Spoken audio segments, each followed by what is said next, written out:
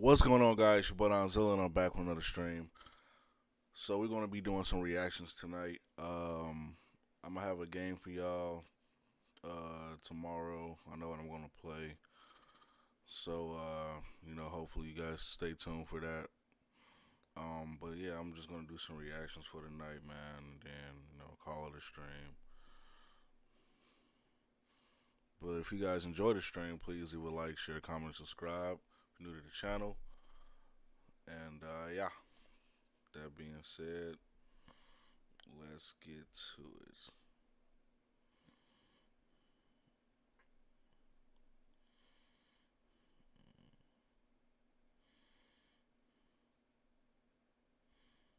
There we go. Gotta say, you captured your good side.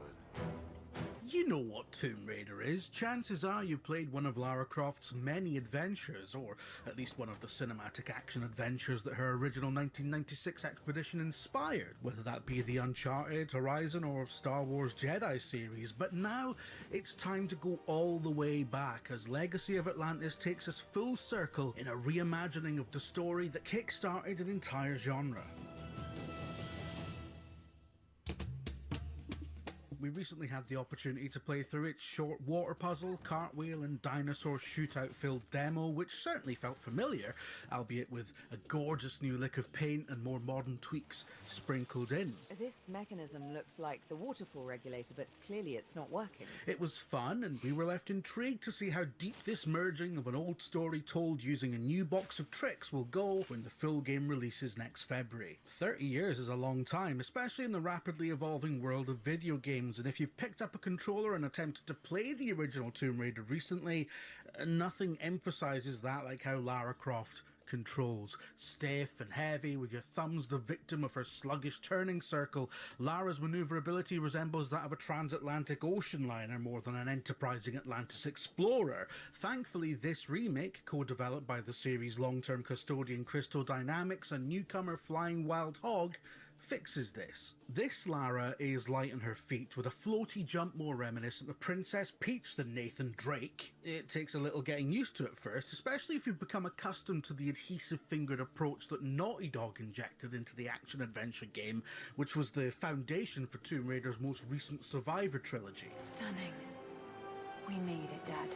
This Lara still clings on to some of the old school movement feel of the PS1 original, something that admittedly proved a bit of a struggle during the demo's early moments, but in time we found this freer feeling Lara enjoyable to control, even if her jumps did make us wonder if the Lost Valley in Peru had become some sort of zero gravity zone. Ultimately, its more old school influenced approach helps build into the idea that you're truly exploring an environment rather than clambering along a set path. The small area of jungle we were dropped into contained one of the classic cog and water puzzles that Lara has worked her way through dozens of times over the years. Using a full exploration suite of climbing, swimming and grappling around a miniature sandbox, we went in search of the missing machine components that would unlock the giant gate blocking Lara's progress. Helpful here was the brand new grapple gadget that can be fired out of Lara's wrist, Spider-Man style. These are age-old puzzles design-wise, but made modern by smart additions like this grapple. Tweaks such as these really display Legacy of Atlantis' desire to be more than just a remake, borrowing from the likes of Crystal Dynamics' more recent trilogy and how it approaches Lara's toolkit. Decoration or spare part?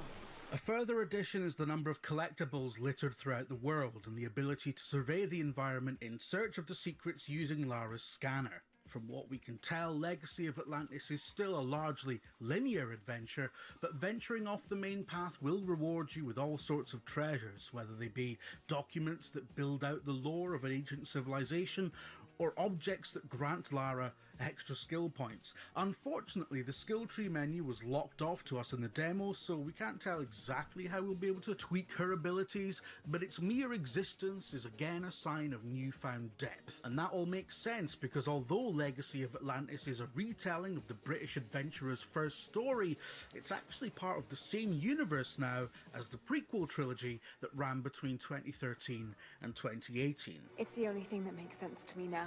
This isn't her first rodeo video, and she boasts the skills to show for it. This is best displayed in combat, of which we got a tiny taste after stepping through the huge doorway opened up by the aforementioned cog-finding problem solving. It was on the other side that we were welcomed by a gang of hungry velociraptors, a far more vicious resident of Peru than Paddington Bear.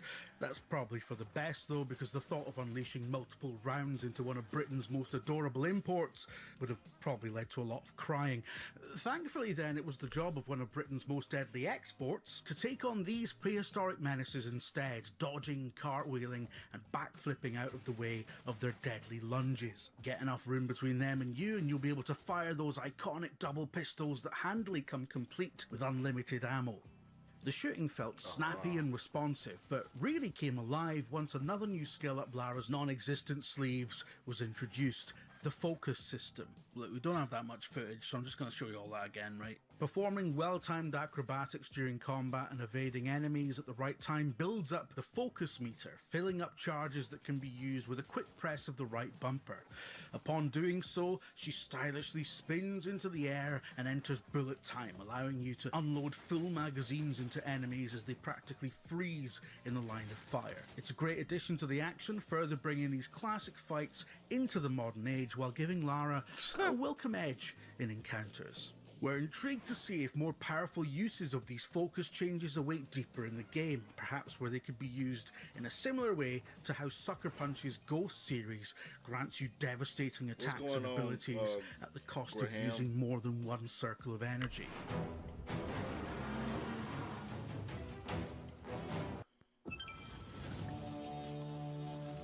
She got sugar tits.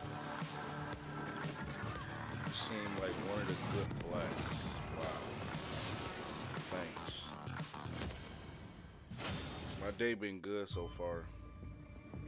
We fight together. Sorry for the ads. I don't got premium. Or die alone.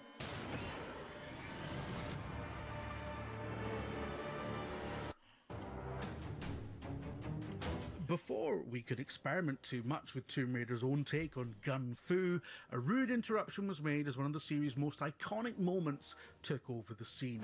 Into the arena stepped a towering T-Rex, which made both Lara and her previous foes flee the scene with haste. We're having to use footage from Anniversary to illustrate this because we weren't given B-roll of the new T-Rex segment, but we can say the sequence has undergone a complete facelift, translating the primitive capabilities of the original PlayStation into something entirely more cinematic.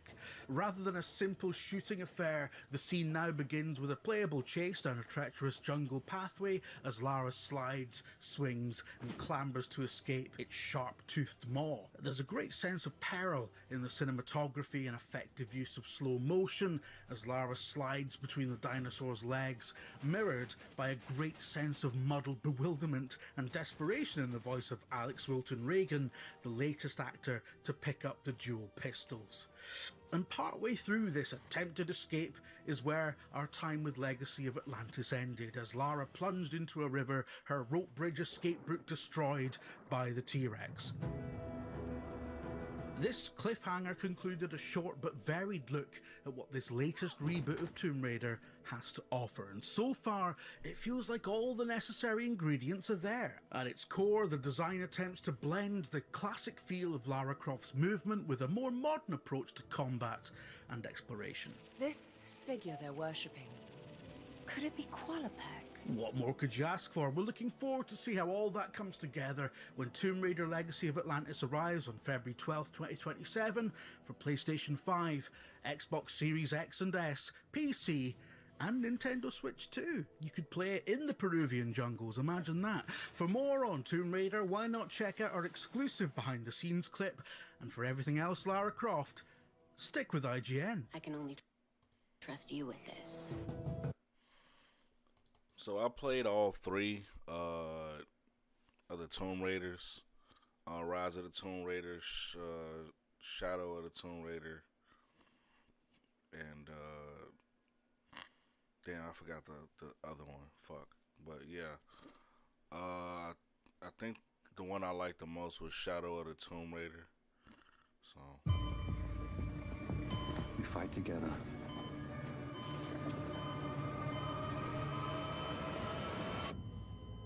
Or die alone.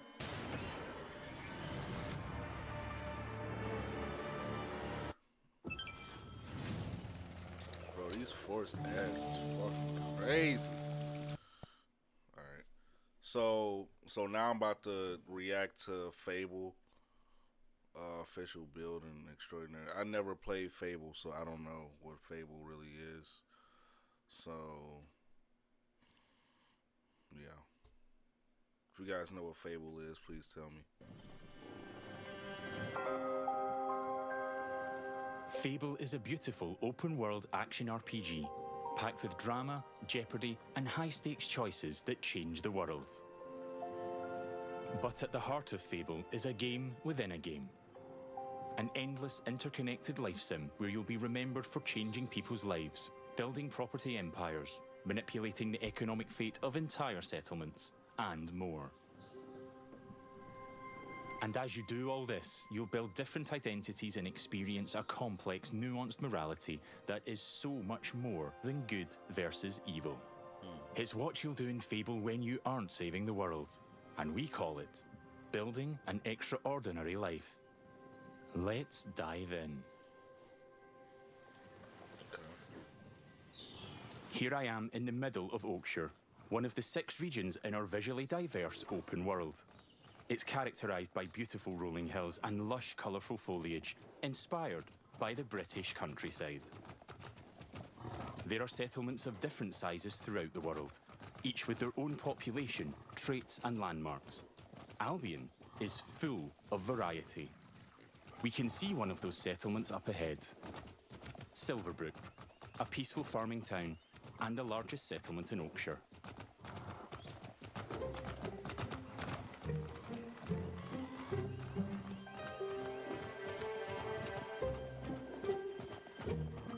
Silverbrook is all about farming, so it has an almost unhealthy obsession with vegetables, which can be seen in every detail of the environment. It's in how the villagers have decorated their houses, their shops, and their streets. It's even in how they dress their scarecrows. When I enter a settlement, I quickly run into the beating heart of Albion, its people. There are over 1,000 handcrafted, fully voiced NPCs. Damn! Each one with their own job. Wait, what? Home, handcrafted, its people. There are over 1,000 handcrafted, fully voiced NPCs. Jesus! Each one with their own job, home, routine, relationships, and memory. None of these villagers are scripted dressing. They have emergent behaviour powered by real-time systems. They go to work, they go to bed, they have hobbies and families. Sometimes, they just want to spend time in the pub. Albion feels alive because its people have lives. I've never been to Silverbrook, and because I've done nothing of note yet, Max the stable hand here is completely indifferent to me. Got a minute? What do you want then? So, if I ask him to follow me, Follow me. I don't deal with randos. he won't, and he thought I was weird. That's fair. Right then. Bye. And there you go, I guess.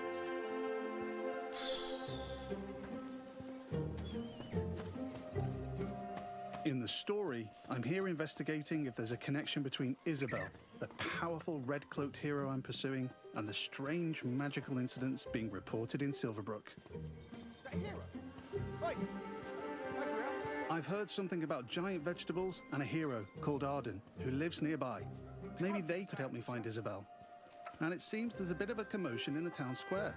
Let's see what's going on. Someone needs to tell this little brat what's what. Oh, hero, can you do me a favour and get this bloody kid away from me? No! I won't let you kill Colin! Hero! You have to stop him! Look, kid, I'm a butcher, and Colin's just a pig. Do I need to spell it out? But I'm not like all the other pigs, am I, John? What the f... Oh, Look, I am not having this conversation with you again, Colin. Did I just understand that pig? Oh, yeah. The novelty wears off after a bit, trust me. Colin's special. Please. We can eat something else at this little travel feast.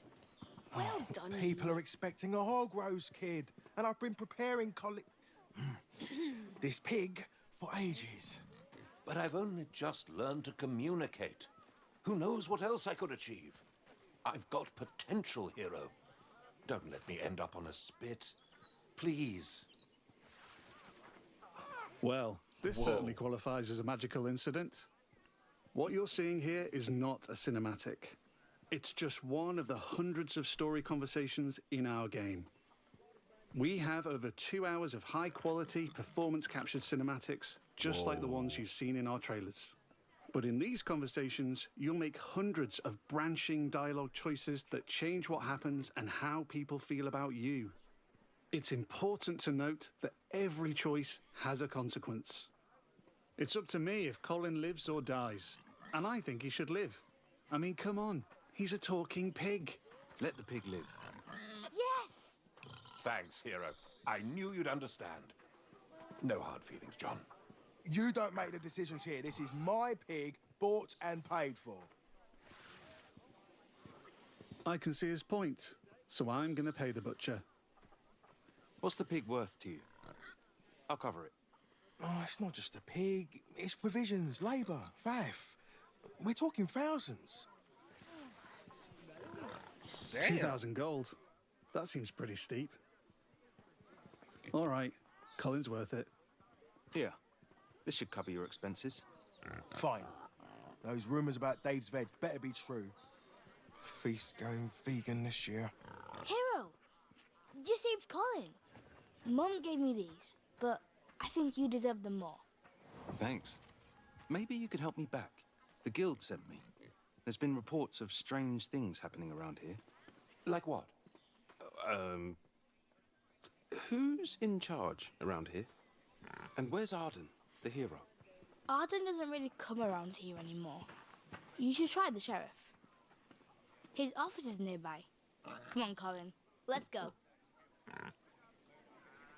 Bro, what? I've spared Colin's life. I've also gained reputations as virtuous and shrewd. In Fable, every action generates local reputation. You'll eventually be known for the reputations you build, and everyone will judge you on their own moral terms, often directly. Nice way. And this is at the center of our complex, nuanced take on morality, evolving beyond just right and wrong. It reflects real life, where morality is multifaceted and subjective. One person's good is another person's evil. I'm saving something. Even being merciful will divide opinion. Let's chat to some other folks and see what they think about me. Jack Hello the there. Beggar. Hey, you're that hero.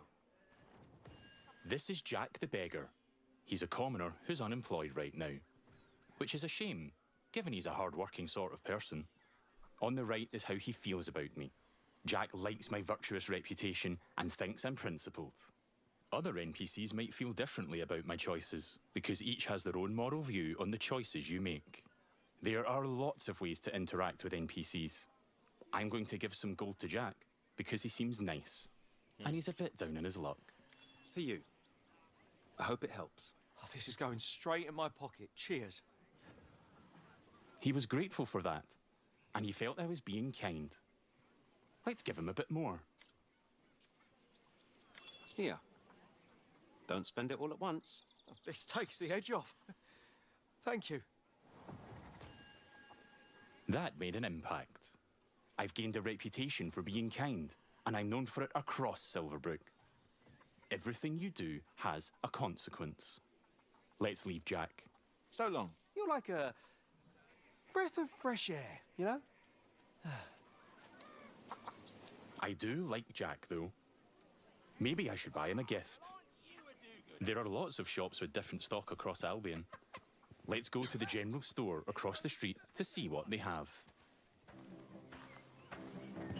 Every business has NPCs working in them as part of their daily life. Just like Megan here. This is some quality stuff. Welcome, hero. What can I do for you? Doing my deal to save Colin gave me a shrewd reputation, and Megan here is a fan. She's an ambitious commoner, and she thinks I'm savvy because of my earlier deal-making. Every NPC has unique characteristics driving who they are and what they think of you. You know what? Forget Jack. He's dead to me. I'm going to try flirting with Megan. Phew. Is it hot around here, or is it just you? Well, aren't you confident? Between you and me, I've always wanted to swoon. What? That went well. Megan thinks I'm charming and flirty, and I've started to build a reputation for it in Silverbrook. Let's ask her out on a date. Do you want to grab a drink or something? Would you believe you're almost what I'm looking for? Clearly she's interested, but I'm not worthy of her time just yet. She wants to date an entrepreneur who owns their own home and only wears fancy clothes. They're high standards. She is ambitious after all. All right, I'm invested in taking Megan on a date. Let's go. I'll be back, I'm sure. You have a smashing day. So you can go on dates and fall in love on this game. That's interesting. That's very interesting.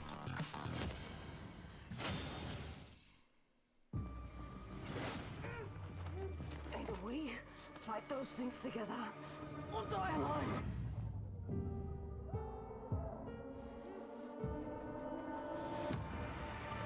Bro, 2 unskippable ads is crazy. First, I'll need to buy a business to get a reputation as an entrepreneur. In Fable, I can literally buy any business. I could buy that bakery across the street, or around the corner, I could buy one of the stalls.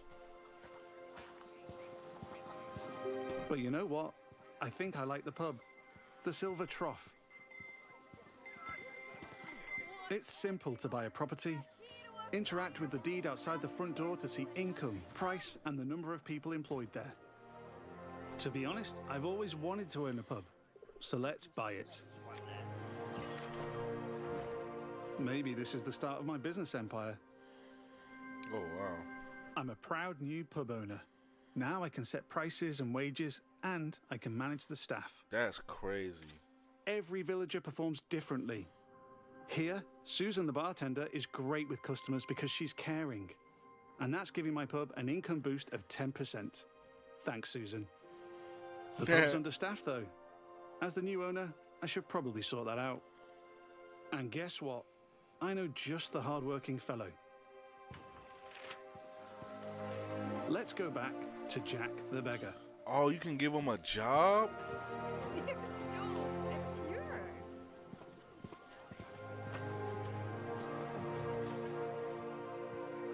I've also gained reputations as an entrepreneur and as rich, because I bought the pub and it cost me a ton of gold.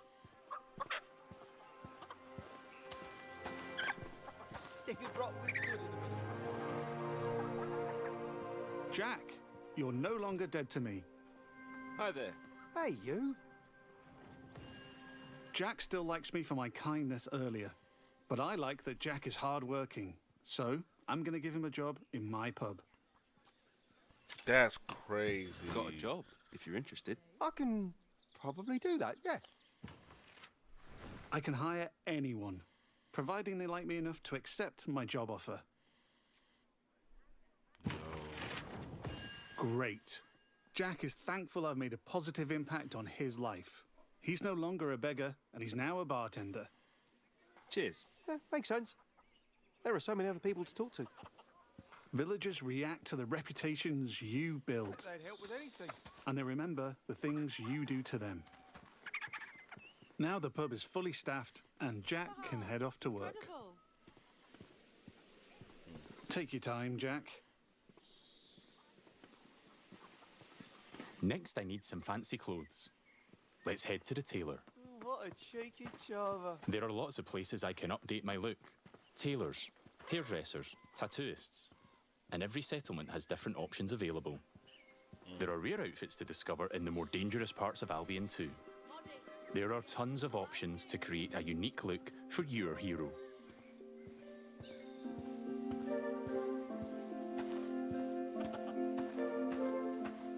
This place looks fancy. Let's head inside.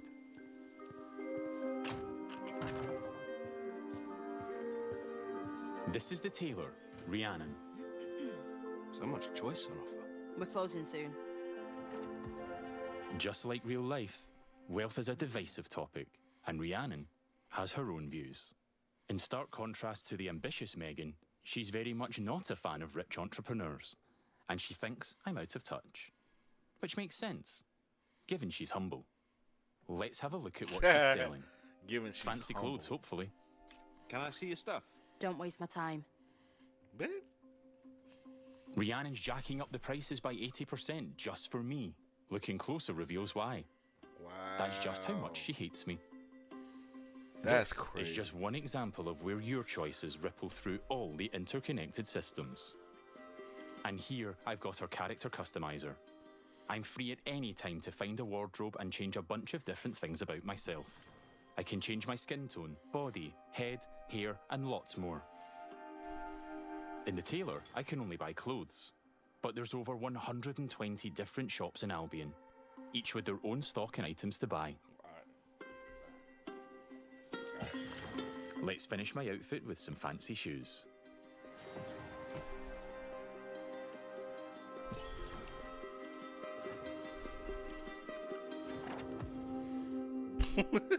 See you, Rhiannon.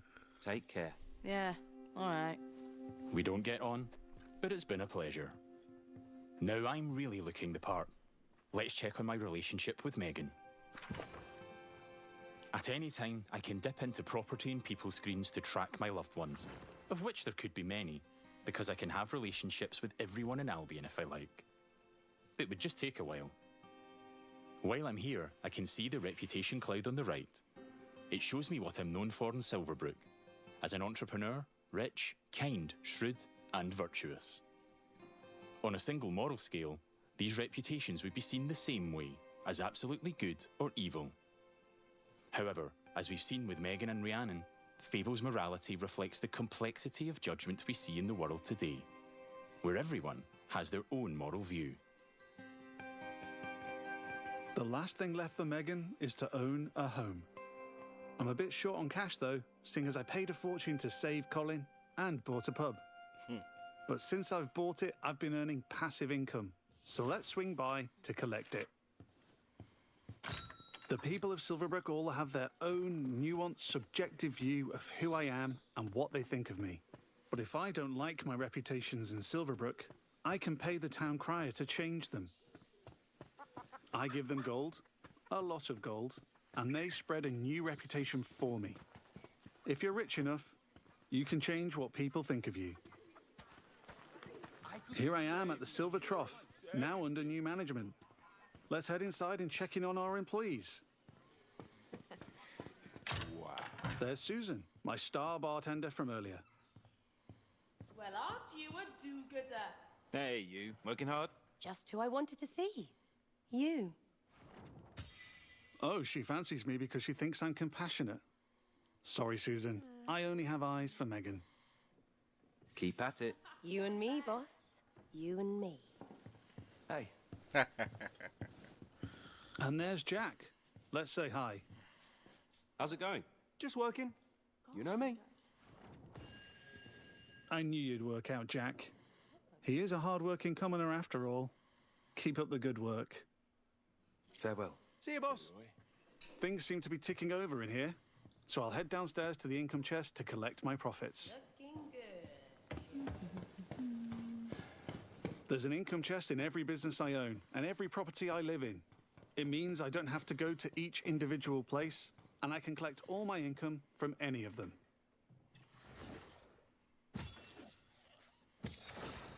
I've got a decent amount of gold now. Time to pick off the last thing on Megan's list. Owning my own property in Silverbrook. Let's go house hunting. Damn. I can buy literally any house in Albion. It would just take a while. And quite a bit of gold. but I like the look of this one. Nice garden, rural views, weird hairy pig statues out front. Let's have a look. Looks like I don't quite have enough money. That's a shame, but one thing I can do is pick up a shift at a job. There's a blacksmith just down the road. Hopefully I can go earn enough gold there. Going on dates, buying properties and businesses, and doing jobs are all part of the interconnected Fable experience. It really adds to the sense of immersion when I can take a break from saving the world to change the lives of the people around me and discover how the simulation reacts. I could play this part of the game forever, and I'd never run out of systemic toys to tinker with. There's a couple of jobs to take on across Albion, but today I fancy a try at blacksmithing. It's as simple as walking up to the anvil to start a shift. No prior experience required.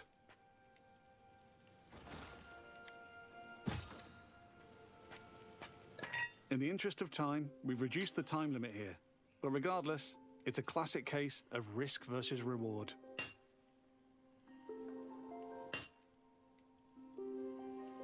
I'm constantly having to balance speed versus precision, while trying to earn as much as I can.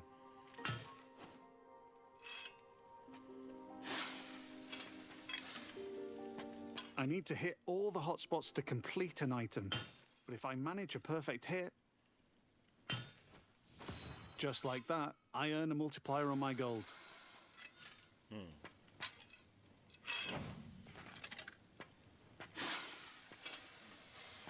That's a successful shift completed. I can return to the blacksmith anytime to earn more gold and gain blacksmithing experience while building my reputation. I've now got just about enough gold for the house. Let's head back down the street and buy it.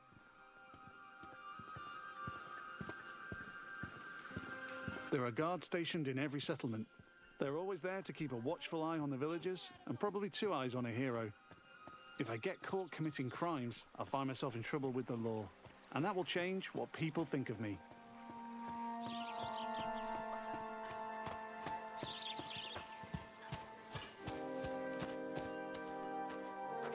We're back. Let's buy the house.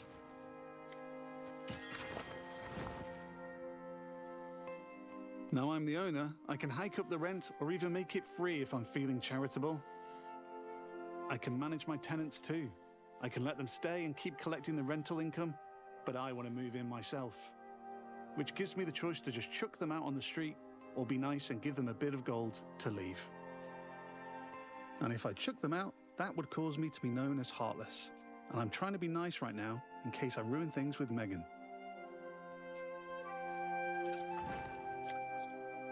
And now I'm free to move in.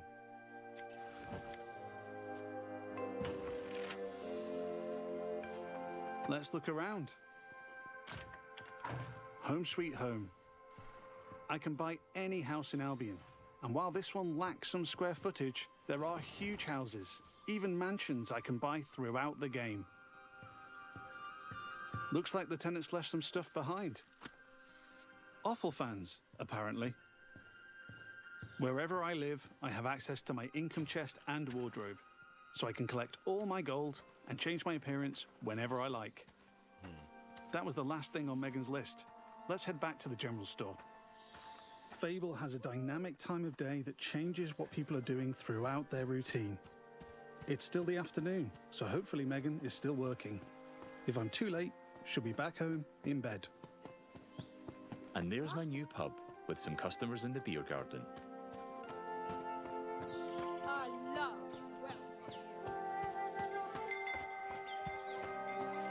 Now we're back at the general store.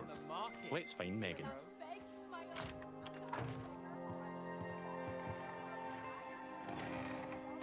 Just the person I wanted to see. Still interested? I've ticked off all Megan's dating goals, so now my chances of romance are much improved.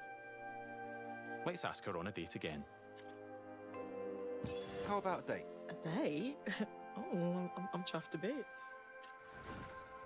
I can offer a gift to increase my chances of a date being a good one. As tempting as my new offal is, I'm going to give Megan flowers instead. I think she'll like them more.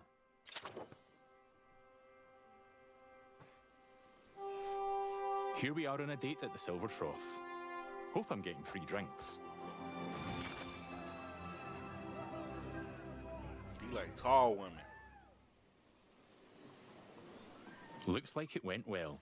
That was quite the date, hero. Loved it. Hey, you. Oh, hero. That date was just brill. Megan found me quite charming. I'd like to make things official, so I'll ask her to be in a relationship with me. So what do you say? Ready for something more? And what a lovely couple we'll make. Whatever comes next, I'm with you. Wow. It's official. That's not the end, though. So it's like The I could Sims, build but this better. relationship a lot more. We could get married, which comes with its own set of goals. We could move into more. We could get Sleep. married, which comes with its own set of goals. I knew that's what We the could- fuck that meant, bro. A lot. I knew that's what the fuck that meant with the bed. Sleep with? Come on, man. More. We could get married, which comes with its own set of goals. Oh, you could have a We could move into child? my house and start a... Bro, you can literally have a fucking child? I knew, bro. So it's like, bro, I never play Fable. Which one is it? Oh, this is. It's just like, has Fable always been out? Fable.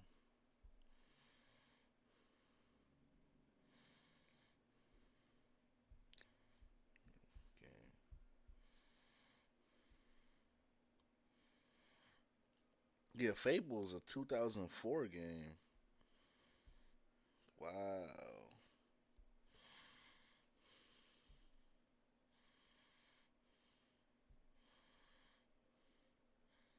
So Fable came out 2004, and then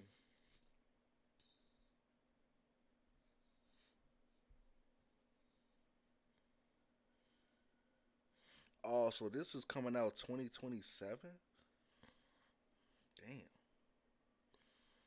Yeah, here you go. Fable 2004, Fable 2 2008, Fable 3 2010, Fable The Journey 2012, and now Fable 2027. Oh my god. This shit's only for fucking Xbox?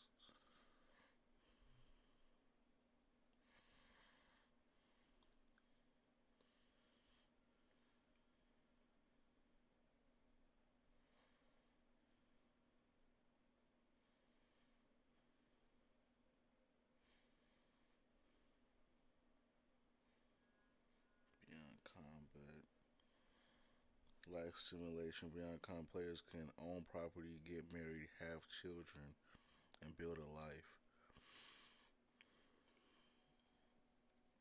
Ooh, we got dark humor and satirical take on British folklore. That sounds like my type of game. That's crazy. Family. And I can even hire her for one of my businesses. Things could go the other way too. I could break up with Megan, or divorce her in future.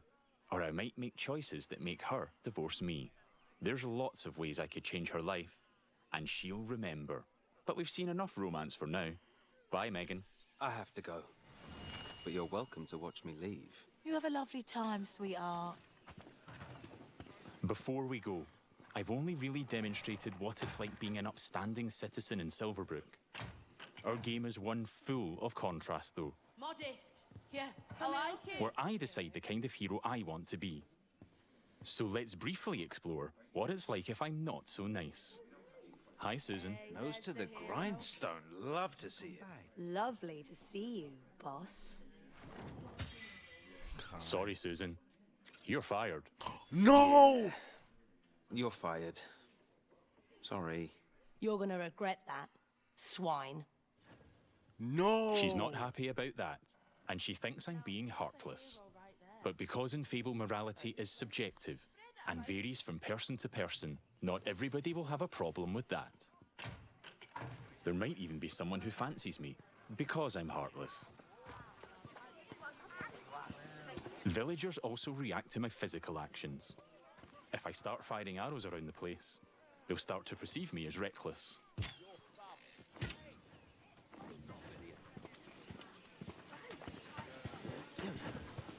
I can even take pot shots at the locals if I want.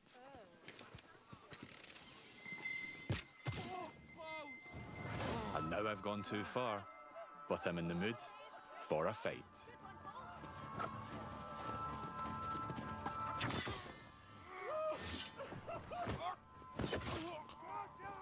In Fable, you can express yourself with your own combat style, combining strength, skill, and will in style-weaving combat. You choose the weapons, skills, and abilities you want to use and blend them seamlessly together.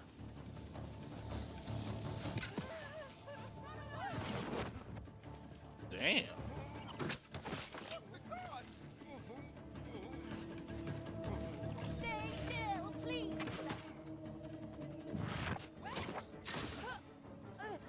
Yo. Oh, what the fuck?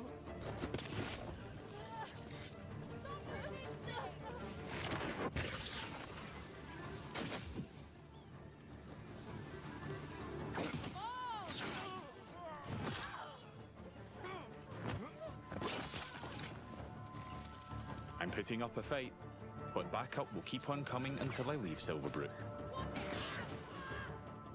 Peacefully or not. I think a tactical retreat is probably for the best. Why? I have a bounty on my head which will grow with more crime. I can immediately pay it or pay a reduced fine if I spend long enough out of town.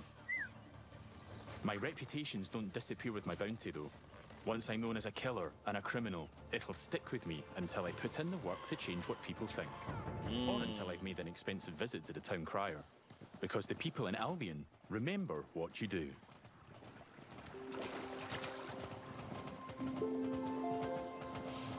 That's crazy.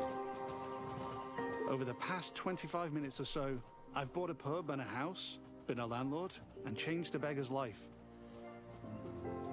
I've customized my look, saved a magic talking pig, fought the law, and I've built a relationship with just one of Albion's 1,000 handcrafted, fully voiced NPCs. And here's the reputation cloud again. I'm rich and charming because of my spending habits and my relationships. I'm also a criminal and a killer due to my reckless behavior and fighting with the guards. Yet, I'm shrewd for saving Colin and an entrepreneur because I bought the Silver Trough. I've built a complex, rich identity in Silverbrook, which the people there will react to through their own moral view. I'm not simply good or evil. I'm so much more than that. There are many more settlements across Albion to explore.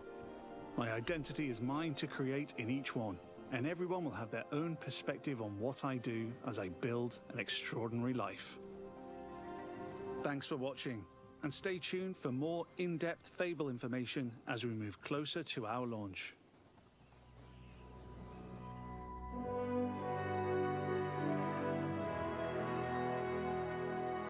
Oh, it will come to PS5. Okay. Thank you. Okay, because this seemed like something I will buy. Okay, so February 23rd.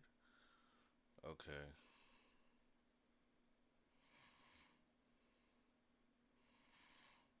$2027. Okay.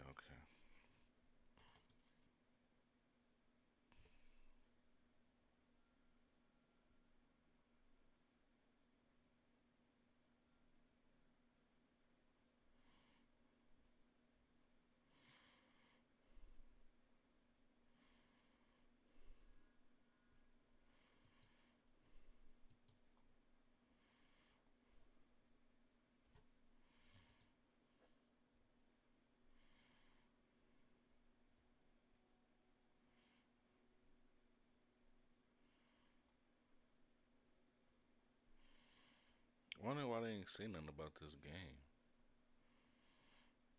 Like, they had the trailer, but that was it.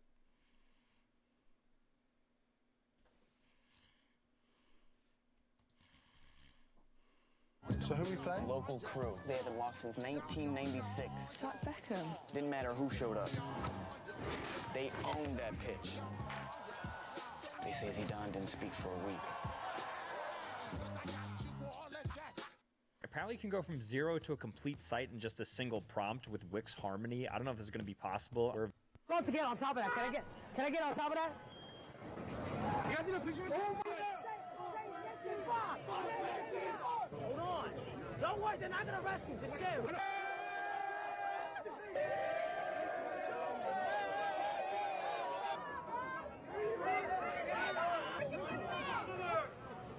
This past weekend, New York City was on fire with two things going on. One, Kai Cenat hosted his IRL Streamer University 2 auditions, and two, the New York Knicks, after 53-something years, finally won an NBA championship. And we saw everybody's favorite streamer out there. We saw Phantom outside, we saw Ty Lil outside, and with the opportunity of chaos to ensue, we definitely saw streamer Nina Lin outside. Now, I know that everybody kind of thought that we had gotten rid of Nina Lin from the internet, but that's not the reality of the case. She was just waiting for the iron to be hot in order to strike. She was waiting for the opportunity to be there for her to create some chaos. This weekend proved that Nina Lin didn't learn anything. She just was waiting for the moment to be right for her to bring her chaotic nature back to the internet. If you're new to this and you haven't already, please hit that subscribe button. It's gonna go a long, long way for the channel. We are on the road to 200,000 subscribers on this channel, and if it does, when it does, I'm gonna tear out my room like the Knicks won the championship.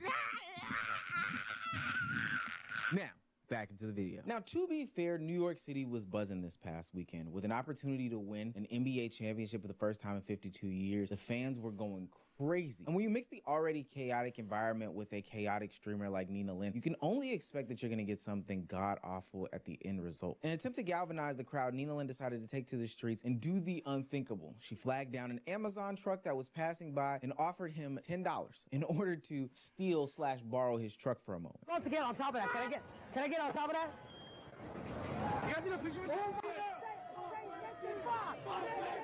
Now, off rip, I don't know what anybody in this situation was thinking. Nina Lin, of course, because this is dangerous and she could have fallen off. She could have gotten seriously injured. She could have gotten somebody else injured. This was crazy. The cameraman, because he also could have fallen off and gotten somebody seriously injured. And then also the Amazon worker. I'm pretty sure today he does not have a job because he allowed somebody, a stranger, to get on top of his truck because Knicks in 5, because, hey, this is an IRL live streamer. I don't know. It's just the silliest thing in the world. Now, I know that the NYPD have been letting a bunch of these different things fly, but this is one of those times where Nina Lin is probably catching herself saying, well, they're doing it, why aren't they getting in trouble too? Because she ultimately gets stopped, well, the Amazon truck driver ultimately gets stopped after a crowd of people surround the truck and arrest Nina Lin.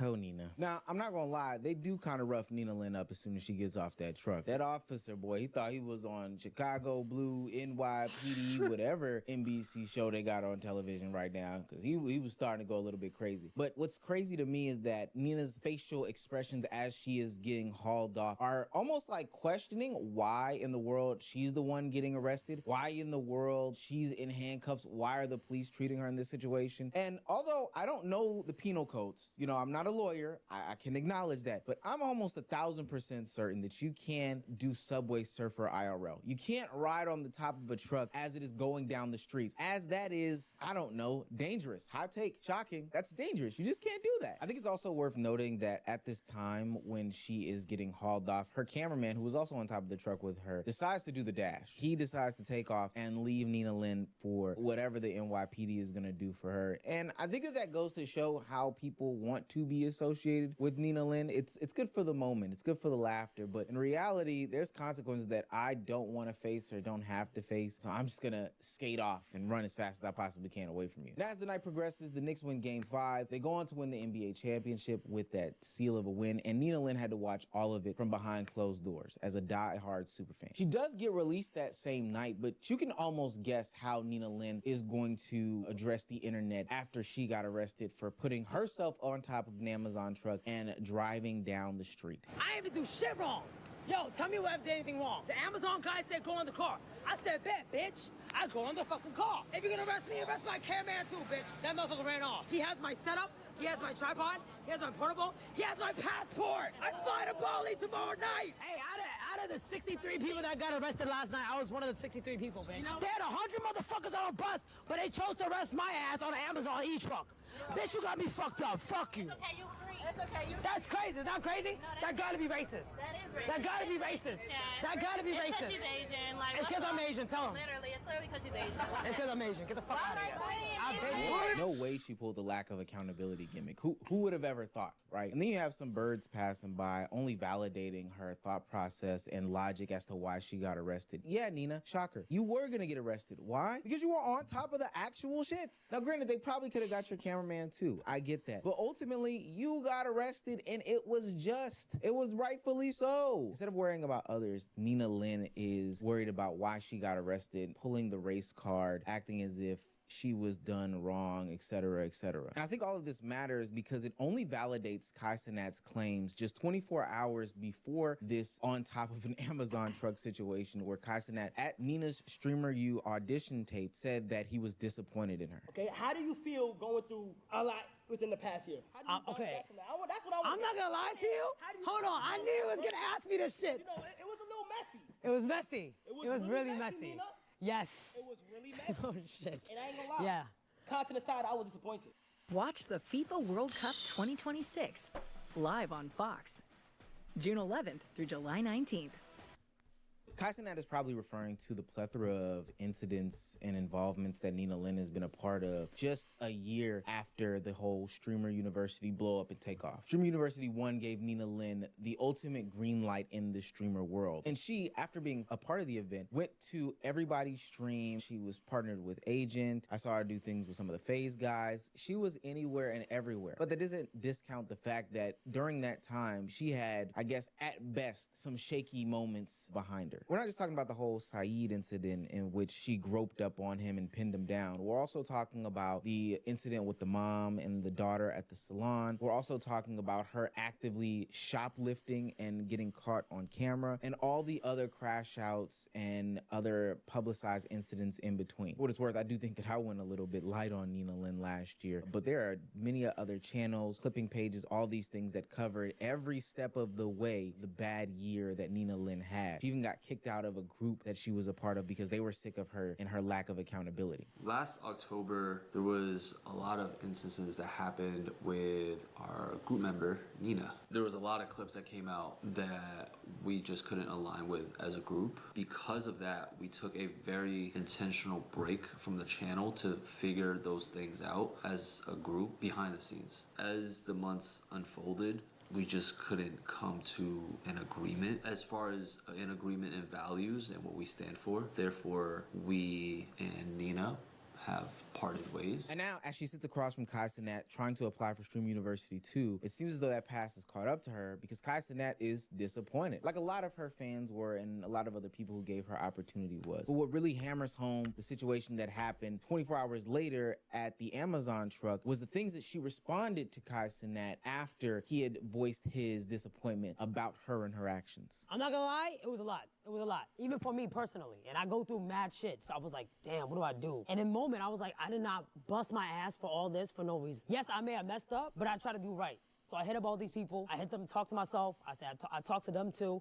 I said, hey, is there anything I could do to make it right for you, right? Obviously, they don't have to reply. But what I thought is, the only way I can make it better, I have a platform, right? The only way I can make it better is for them to see the difference. see the changes and see me be a better person. But at the same time, keep going what I got going on. And I think a lot of people left that exchange saying to themselves, you used your platform, you already seen it, I don't see the change. But if you're saying that going forward, you are going to make a difference and you are going to do things differently, et cetera, and that's beautiful. That's great. But just a little over 24 hours later, you are in the streets of New York City, participating in the celebration that's going on, but you're also antagonizing a guy who's selling hot dogs at a food truck, and you're also on top of an Amazon truck, causing a public nuisance, being a menace, and ultimately endangering the lives of people. And then you also get arrested. Nina Lynn talked about how she's still gonna maintain her real identity and truth to herself. And I think that that's a powerful sentiment, but sometimes you have to recognize that yourself has destructive tendencies. In this case, self-destructive tendencies. Nina Lynn's self is getting her kicked out of a group, getting her caught up in a shoplifting RICO from Target, getting her into back and forths with mothers in front of their children at nail salons. Nina Lynn's self is the one that's causing all of this nonsense and mess. And I don't know if it's because the cameras are rolling and it amplifies all these things, but this is a point in your life in which you have to get some sort of reality check. You were on an amazing trajectory post Streamer University 1. And now at Streamer University 2's auditions, you have the dean, aka Kai Cenat, telling you that, hey gang, I'm disappointed in you and your actions. And you felt the pressure and you were under more scrutiny. And what'd you do? You acted more stupidly. All I can say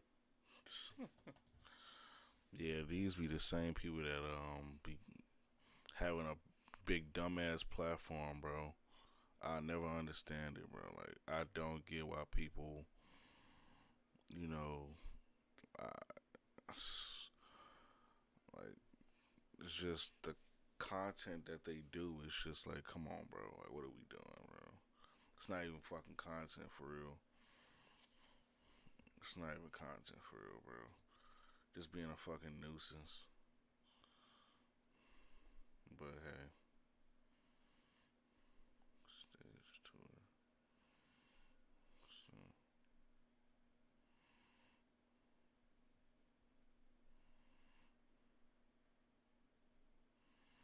That's 2 minutes for it.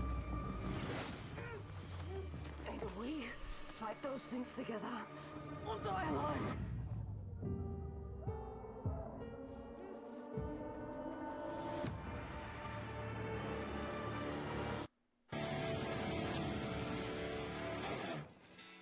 Stage tour? Stage tour? Stage tour. This is a redefining evolution of rhythm games. Our ultimate goal with Stage Tour is not only to bring rhythm game back, but bring it back better than ever before. So what makes this team so unique is we've got a bunch of community members combined with veteran rhythm game developers who help define the genre, and we believe that this is the best combination to really give the fans what they want. Rhythm games have always been part of my life, so to be able to take part in all of this, it's a huge honor. We're all really excited about our new campaign mode. Instead of it just being a note-hitting simulator, you're hitting the road with your bandmates, grabbing different power-ups and trying to get the overall best score for your tour. It's endlessly replayable, there's plenty to unlock, and it's awesome. We made a wide variety of stages I think our players are going to love. And when you're not on tour, the front end of the game is based on the Gibson Garage in Nashville. You're about to enter a world shaped by some of the most iconic guitars of all time. Not only is it going to be fun, it may just be the spark to get you to pick up your first guitar. Stage Tour is going to launch with an incredible soundtrack full of songs from well-known artists all around the world. It's so hard to pick a favorite with how many great songs we have in this game. Whether you're into new music, classic hits, there's gonna be something for everybody on this set list. We're so excited to be part of Stage Tour. We found a lot of our favorite music through rhythm games when we were younger, and now we get to bring it on the road with us and let our fans get involved. One of the coolest things about rhythm games is that they bring people together. Whether you're playing online with your friends or in the living room with your family, rhythm games are one of the best ways to experience music. The official guitar controller for the game is the Kramer. We'll also have Stage Tour drums and microphones to support a full band experience. And if you don't want to use an instrument, you can use a standard controller or keyboard, so no matter where you're at, there's a way for you to play. We're going to have a ton of bandmates for the player to choose from, each with their own unique identities. And you're going to be able to create your ultimate band. Rhythm games are back and better than ever, and this is just the beginning. We want to bring 5 Fret to a new level. This isn't just another rhythm game. This is Stage Tour. Stage Tour? Stage Tour. Stage Tour. Alright, cool. I I will actually play this because I miss Guitar Hero like badly. I really do miss Guitar Hero. So.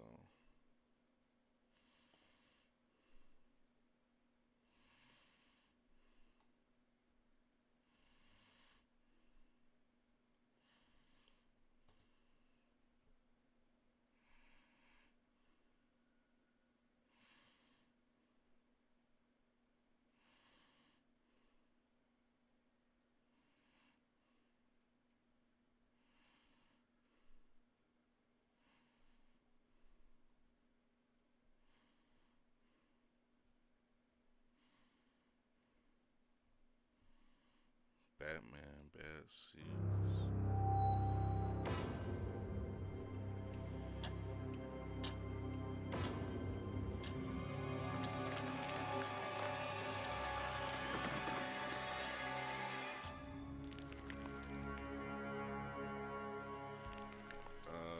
Does this have something to do with Poison Ivy?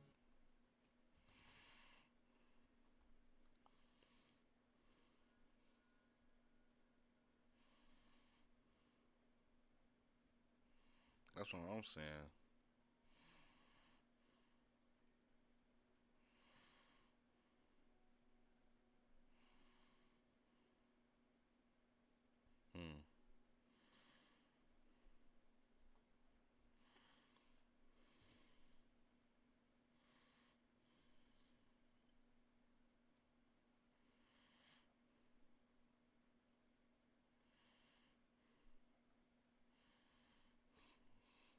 Great detection.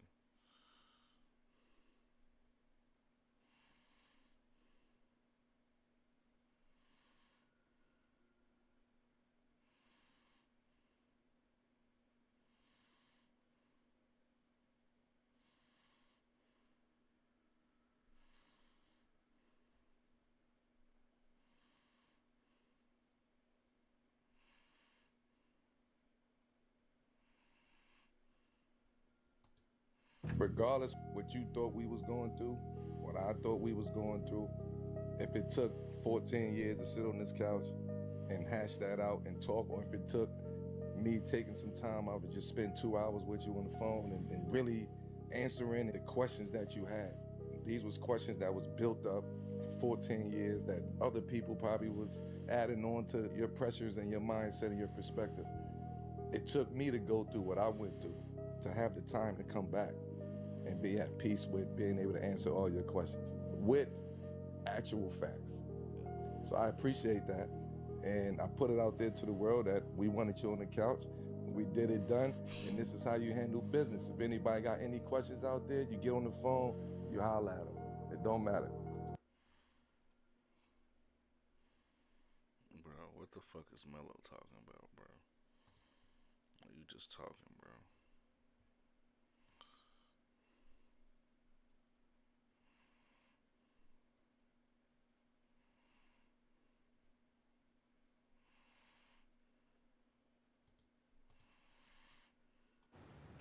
Our spending is on track. Yes, it is. Who knows how to budget, girl? You do. Are those your grandparents? Yeah, we're so proud of you. So proud. We love you. They're happy tears, aren't they, Grandpa? Sparkling Ice Flavor Lab, Stella speaking. Help me choose a sparkling ice. Oh, mini cans, perfect for school lunch if you have. Okay, so Becky Hammond responded back to the criticism that she is. You're taking a little bit of grief from what you said about Jalen Brunson. You are. I'm not big enough. I never said, hey. Exactly. That's why I'm saying. No, I mean, words. I speak from experience, and I never, Allen Iverson got MVP, and he lost in the finals, and I think the two best teams are probably in the West, but I'm up for being proven wrong. And that's the other thing is I think Jalen Brunson's a hell of a player, I'm speaking historically on the NBA. With what I said, I don't know why that's being brought, like why everybody's so stuck on that. I said it 2 years ago. I stand by it. I'm letting you clear the air. There's no air to be cleared. I said what I said.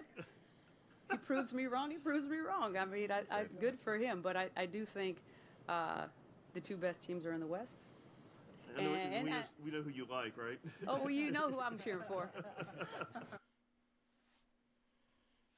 Small guard couldn't be the man to get a chip. first and foremost, why would he pay attention to anything Becky Hammon has to say? Let's start there, right?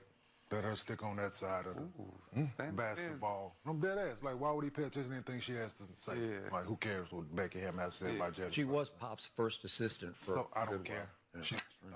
I can say less. Don't get me started on that skill. Is Greg gonna have to Popovich? Listen, don't get me started. Wasn't nice. Yeah, but don't. No. Hey, it's Monday. We kind of want to get you started. No. Trust me, there are plenty of other people that could have been sitting in that seat. Let's start there.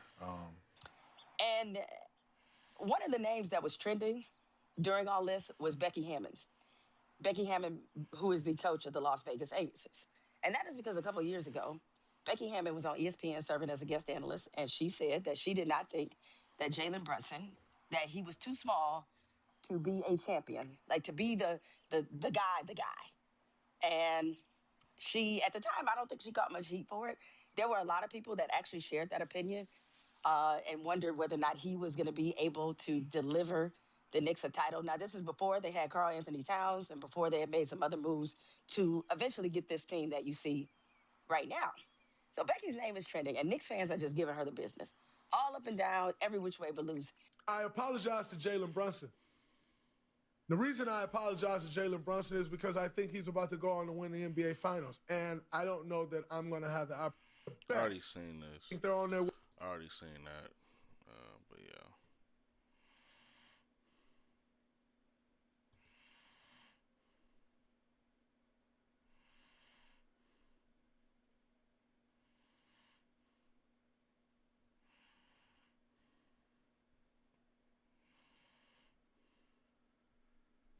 All right, I'm gonna end the stream with a scary video. Scary video. Alright. I'm not gonna do it. A long one.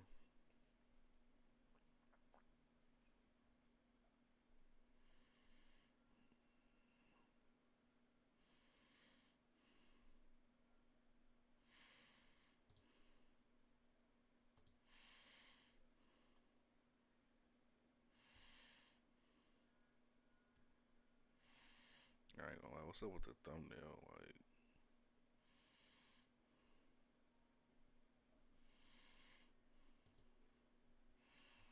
nah, you lost me.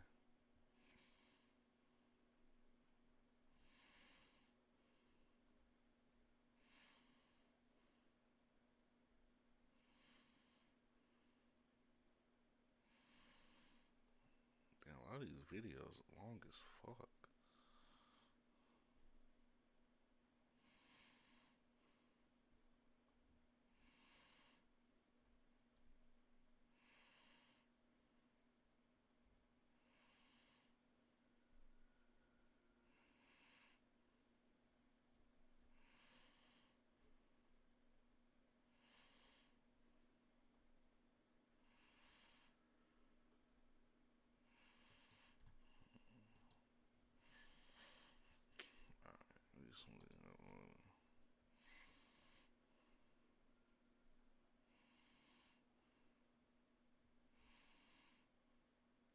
Why they all gotta be so long? Pause.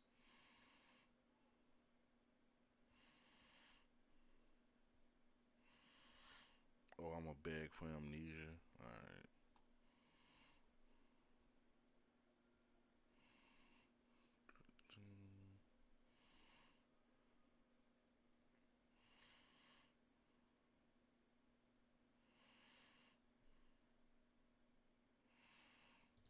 Fuck it.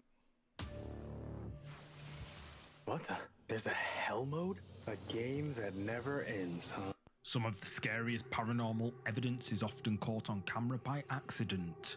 This is what a woman named Kat claims happened to her. She and her daughter were relaxing at home one evening when they suddenly saw a rat run past. They chased the rat into the laundry room, but they were too afraid to catch it. Kat's daughter started recording as the two of them laughingly failed to capture the rat. It should have been an innocent video to share with friends, but without knowing it, they were about to catch something much scarier than a rat on camera. I'm waiting for it to come out. There's this huge freaking rat in our living room. Our living room and I locked your room right now. Oh my god. Oh wait, okay, wait, let me try to open the door. Hold on. Oh my god, it's right there in the basket. Oh my god. Mom, you gotta get it. Mom, I'm gonna try. Sorry. Get the baby, Mom.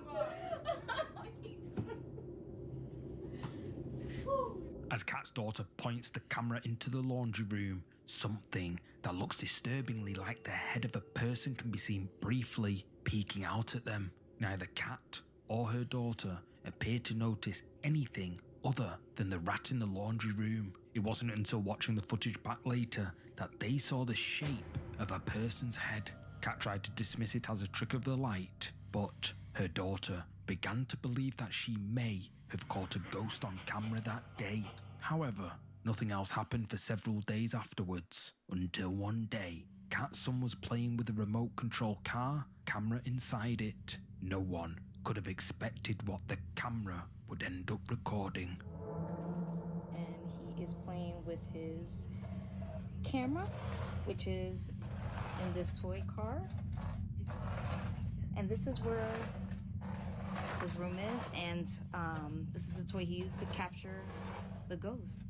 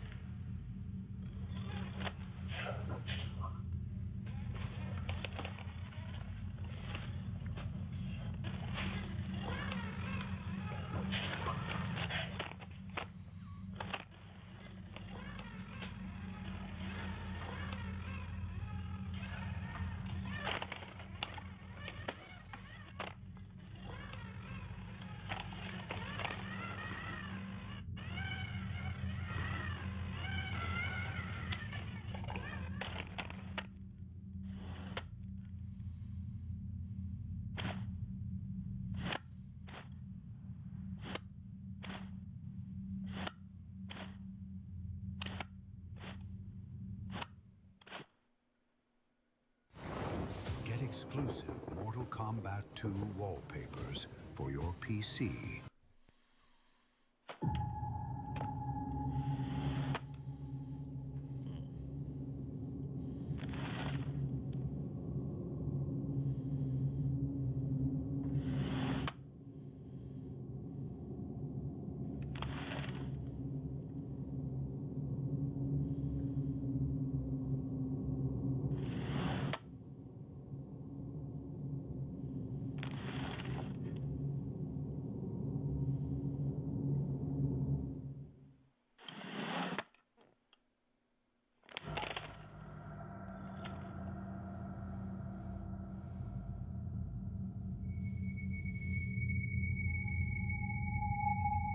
As the toy car speeds through the house, everything seems normal until it arrives in the laundry room. Inside, it records as something sounds unsettlingly like a whispering voice.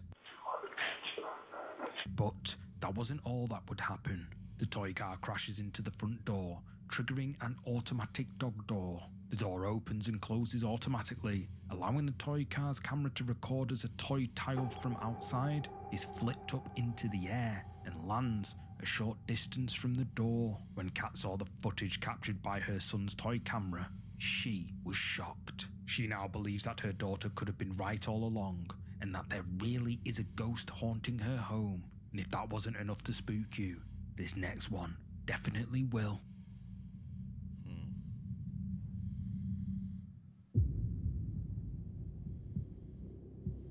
Reese recently took his family on holiday to a cabin in a remote forest. It should have been a perfect time to relax and unwind, but their stay would end up becoming the opposite of peaceful. One evening, a couple of Reese's kids were gathered in the kitchen when one of them noticed a drawer seemingly opening on its own. They immediately assumed one of their siblings was pulling a prank, but then the drawer continued opening and closing as if something invisible was controlling it.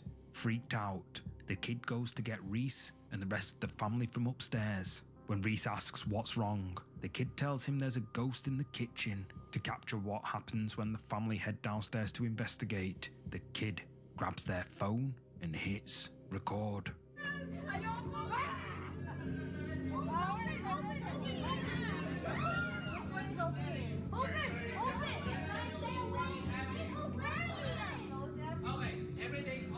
Reese steps forward, skeptical that anything truly strange is happening, and then this happens. See how hard to open that? Yeah.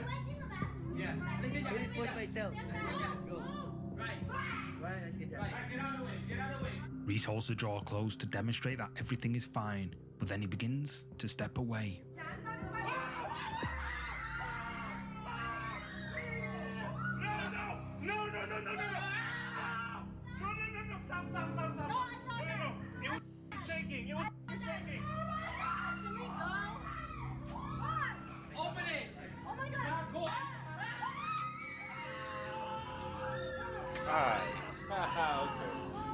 As Reese pulls his hand away from the drawer, he claims to feel it shaking and vibrating beneath his touch, and then it slides open again. Reese and the rest of his family are utterly terrified, but then it begins opening and closing again. Reese and his family immediately ran upstairs and did not go back into the kitchen until the next morning.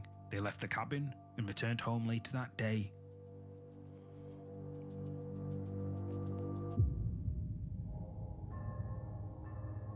Cemeteries are understandably considered to be one of the most haunted places in the world. Many people claim they have seen ghosts, heard disembodied voices, and even seen objects moving around on their own. Still, several cemeteries around the world are open to the public, and people often take walks through them.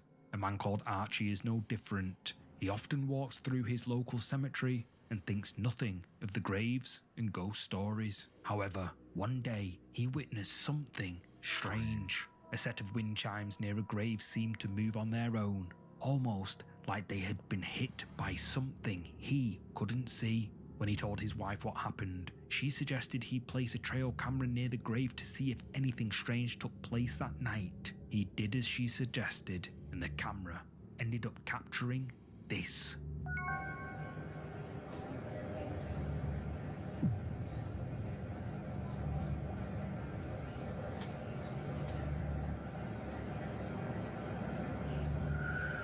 Something that looks like a pale figure was recorded near the grave by the trail camera Archie had set up.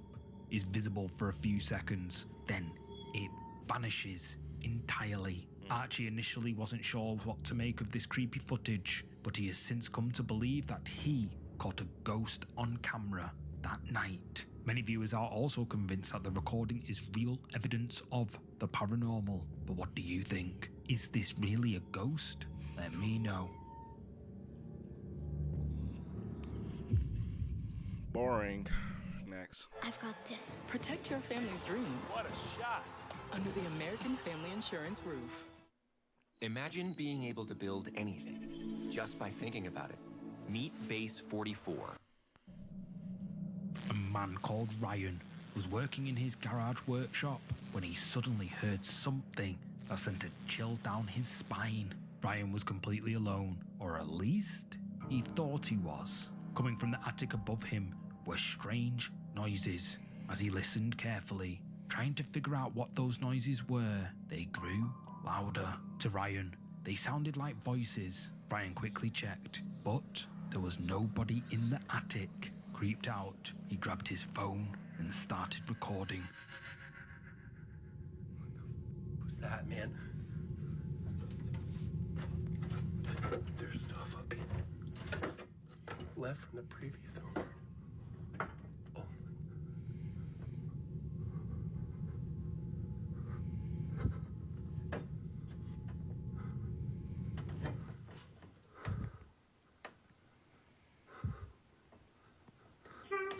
Oh my god, dude. He leaves the workshop and tries to forget about the voices he heard, but 5 days later, he hears them again. I got the light on.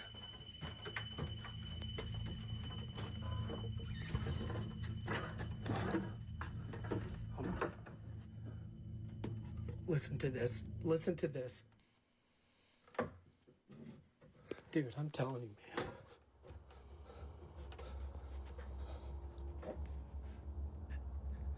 Is anybody up here?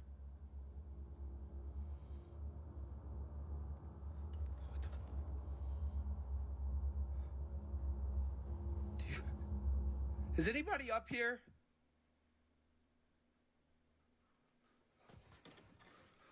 Oh my God. Is anybody up here?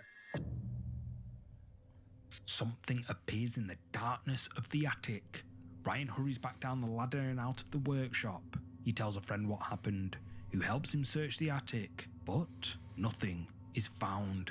Desperate, Ryan installs a security camera in the workshop, hoping that he might finally catch some proof of what's been happening. This is what it caught.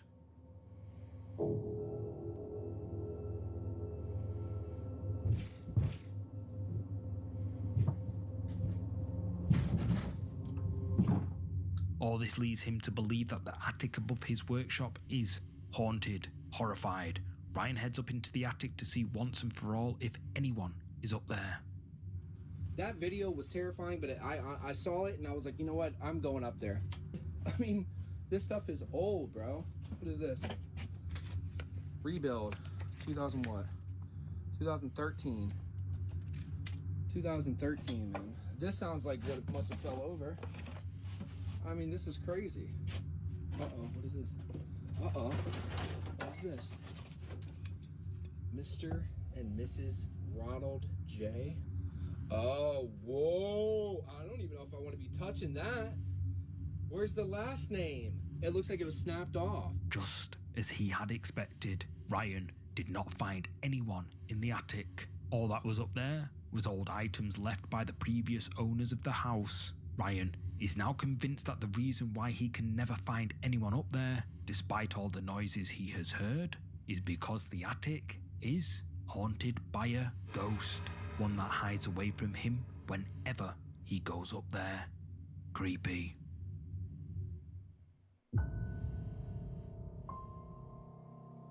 Alexandra runs a social media account dedicated to firefighting. Her videos are usually educational, but one video she posted... I'm skipping through this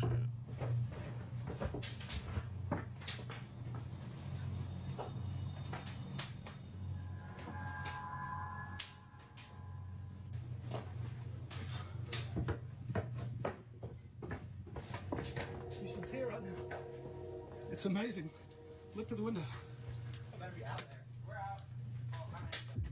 A dark figure can be seen peeking around a corner inside the burning house. Is visible for only a second. Erection almost as if...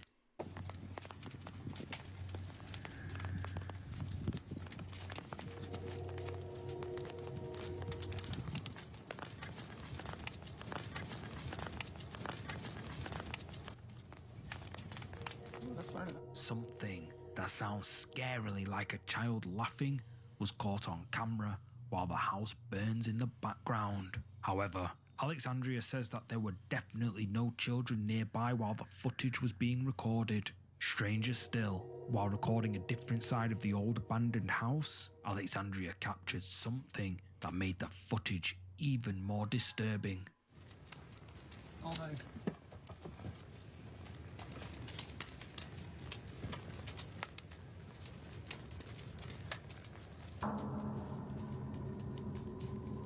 Another dark figure appears from the inside of the burning house. It seems to move away from the house and then vanishes. Paired with the disembodied laughter that viewers say they heard, viewers are convinced they've witnessed something paranormal. Some believe the fire forced whatever was inside the house to flee, displacing ghosts that had been trapped there for years. Others think the house itself has a dark history, haunted by the spirits of people who may have tragically passed away inside. Whatever the explanation, what her sister one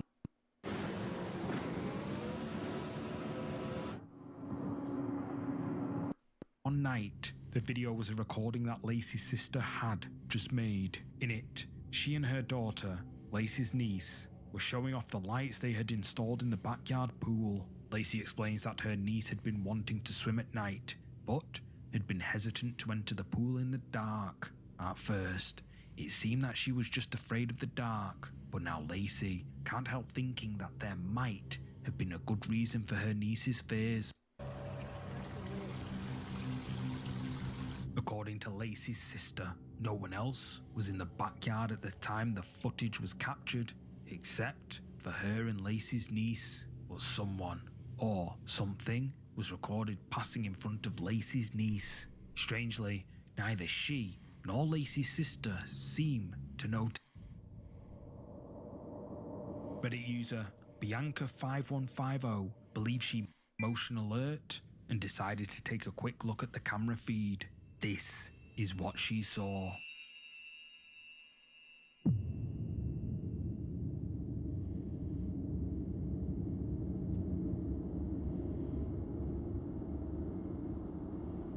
Instead of one of her dogs, the camera captured what appears to be a tall shadow in the hallway. But according to Bianca, there should have been no one but the dog's home at the time. What's even stranger is that if someone had broken in, not only would the dogs have barked, but the cameras would have recorded someone going in and out. But there was nothing. This has led Bianca to speculate that her home could be haunted by a ghost. So perhaps it wasn't her dogs that were making a mess, but whatever this is.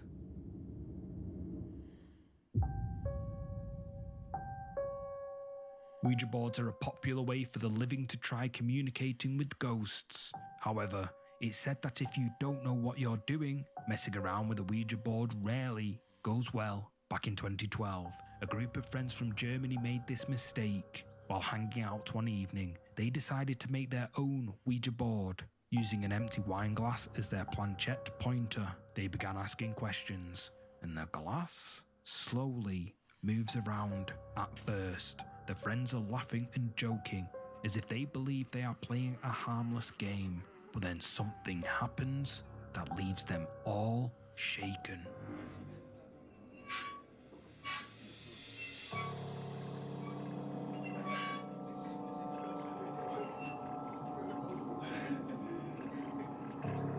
Du hast die Chance! Nur weil sie jetzt noch weiter gedreht hat, hab ich gesehen!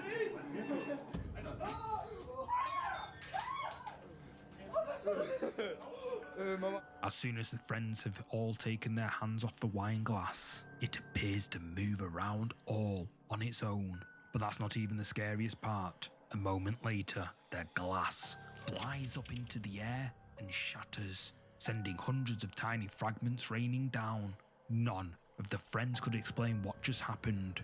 They uploaded the clip to YouTube shortly afterwards, hoping to get some answers. Some commenters were quick to accuse the friends of faking the video with wire, but the friends insist that this clip is real. Many viewers believe that the friend...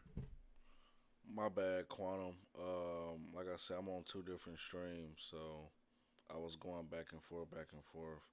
I can't see chat when I'm doing reactions like on the screen. So yeah, my bad, bro.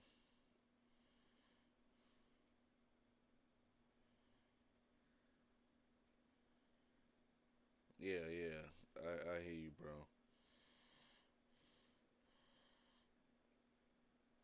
That's what I was saying. Like that's my bad, man. But yeah, like I can only see you when I'm doing reactions. I can only see the chat on my phone. I can't see y'all on the monitor. So.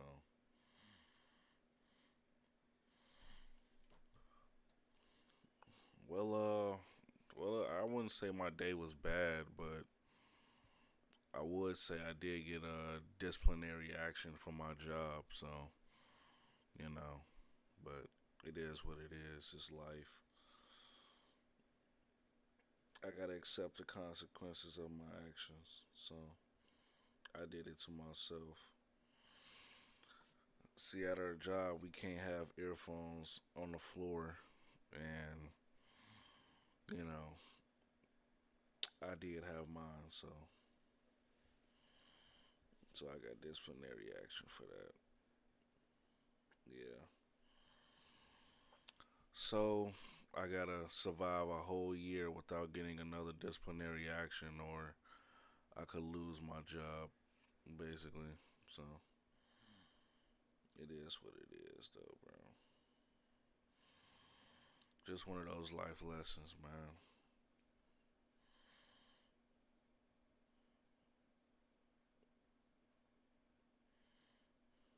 So, but I appreciate you coming through to the stream, though. But tomorrow, I was gonna play Life is Strange.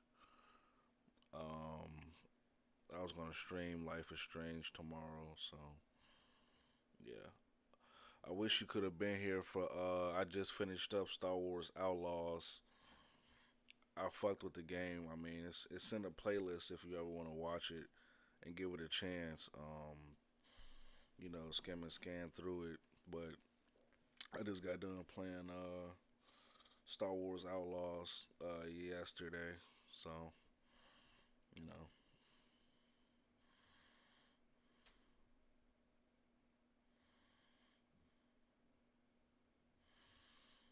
Yeah, I appreciate that, Quantum. I appreciate that.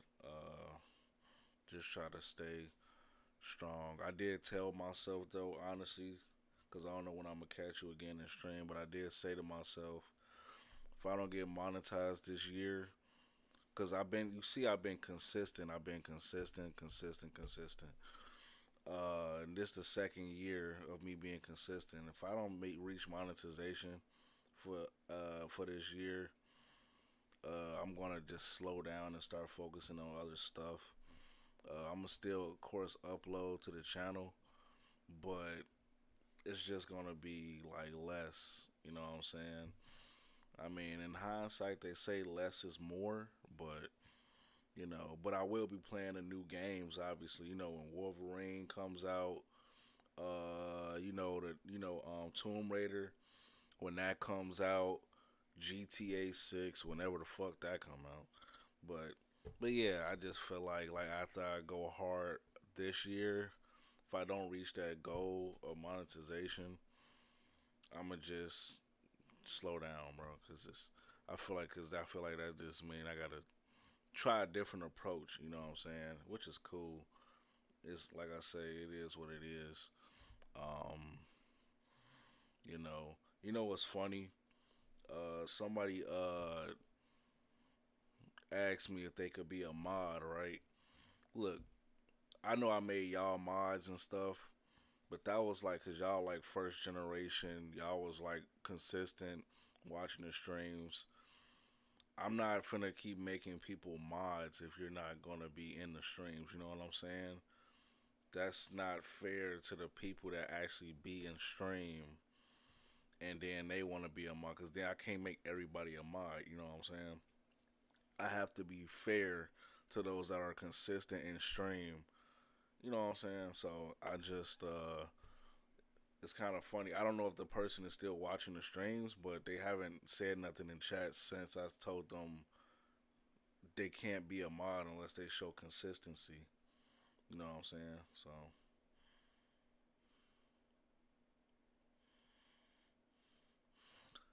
nah, see, for me, so Quantum, it's not so about the subscribers. It's about the watch time. That's all it really is. It's so I could care less about the subscribers, because at the end of the day, people don't gotta subscribe to your content to watch you. You know what I'm saying? People don't have to subscribe. It's more so of them just like, because there's plenty of channels that I watch but I'm not subscribed to, and I'm pretty sure it's the same with you. I'm pretty sure you don't subscribe to every channel that you watch. So it's more so just the watch time, and I'll be needing like, so far I said I got like 500 hours of watch time, which is cool.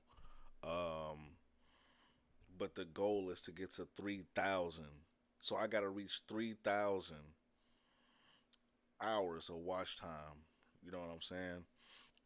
So that's why I was saying last year I was at 2,200.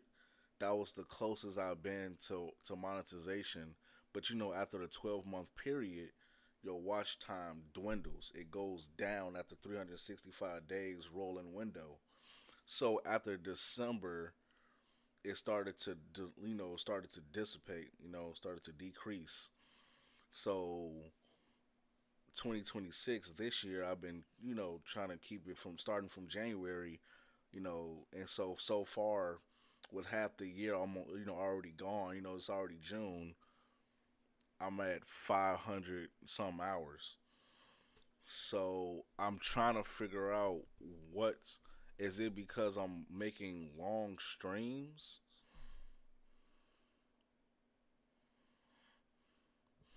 I mean, yeah, you could do that.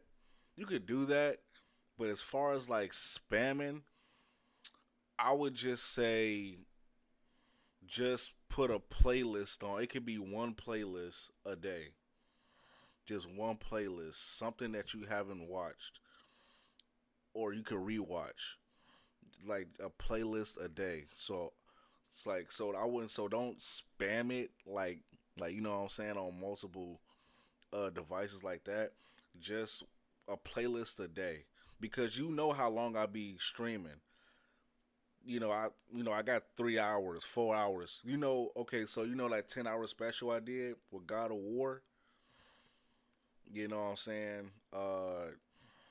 Like, or 6 hour streams, you know what I'm saying? Like that, if you watch those, that's cool. But yeah, YouTube does, as they say, YouTube does know when something is being spammed. So I would just say don't spam, just find something that you find interested in a playlist, and just have it playing while you're doing something. Because, like I said, you probably doing other stuff. So it's a way around it, but just, I wouldn't say spam. But I appreciate you trying to help me, though. Yeah, I appreciate you trying to help me, though. Because I do look at you and, Dallas. Dallas, out of all the mods, I do appreciate Dallas coming through. He hasn't been here tonight. I don't think he's been here tonight, but which is ironic, but he's been one of the most consistent mods, and it's funny because I say the same thing to him, but it's just it's like I say, I just make the content for y'all, so whenever y'all have a chance to watch it, that's all. Because I understand y'all be busy again, like, and you're young, so I know you. It's the summer. I know you outside, bro. I know you outside, Quantum. You know what I'm saying? Because I was outside at your age. You know what I'm saying? I was outside.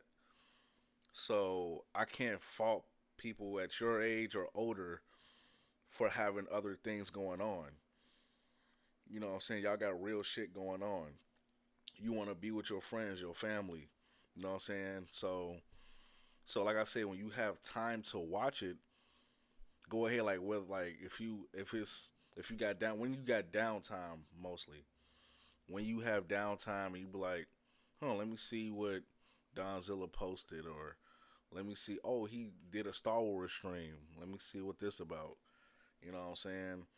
I wanted to ask you, since you say you got a pool. Damn, got a pool. Shit. Man, that's what's up. Yeah, I know you finna be in that every day. My friend was talking about getting a jacuzzi when he gets in his own house. I want a jacuzzi and I want a pool. So I can understand you probably be in that pool every day. When you get a chance. So yeah, but that's what I'm saying. You're gonna be outside. You know what I'm saying? you gonna be outside. So, but yeah, but when you're, just winding down, chilling, whatever, you know what I'm saying? If you could, because I played a lot. If you, like I say, Quantum, if you check the playlist, I played a lot of horror games, and I'm gonna be honest with you, you see how much these games cost, right? So my gripe is, as long as you guys are watching the content, I don't mind spending $70 some for a game, because I want to be entertaining to y'all, and whenever y'all can, go ahead. You know what I'm saying? But that's why I kind of been playing free games lately. So.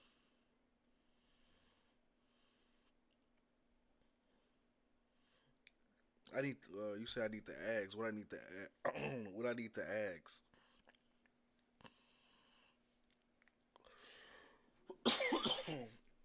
Yeah, when I talk for so long, my voice get dry. Shit. Oh, my voice get dry.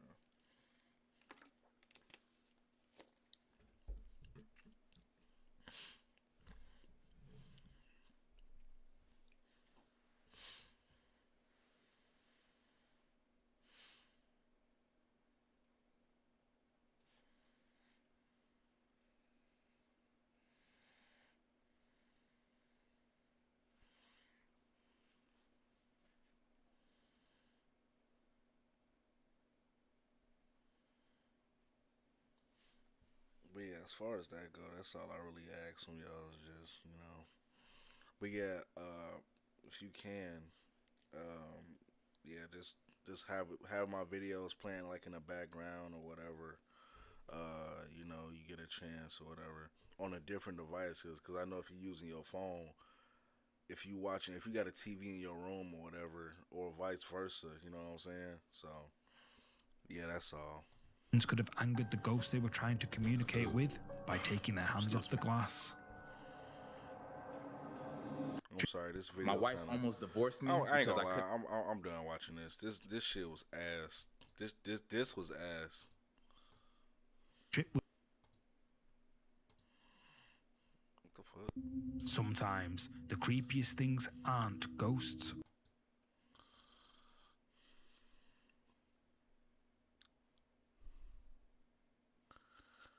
Boy Meets World stars on Sad Estrangement from Ben Savage and new doc reveals.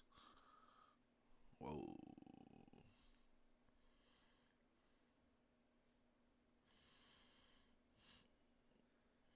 Look at you bragging about the shit that you got. That man said, I got a phone and 2 TVs in my room. That's crazy. That's crazy.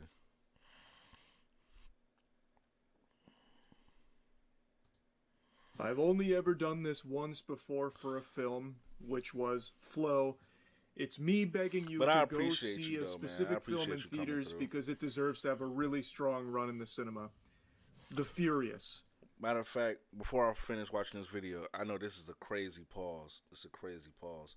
But I want to ask you real quick, when are you active on YouTube? Like, I need to know, like, when my audience and the viewers are on YouTube, so I can get like a, you know what I'm saying, like, okay, when to upload, when to stream, when are you normally on YouTube?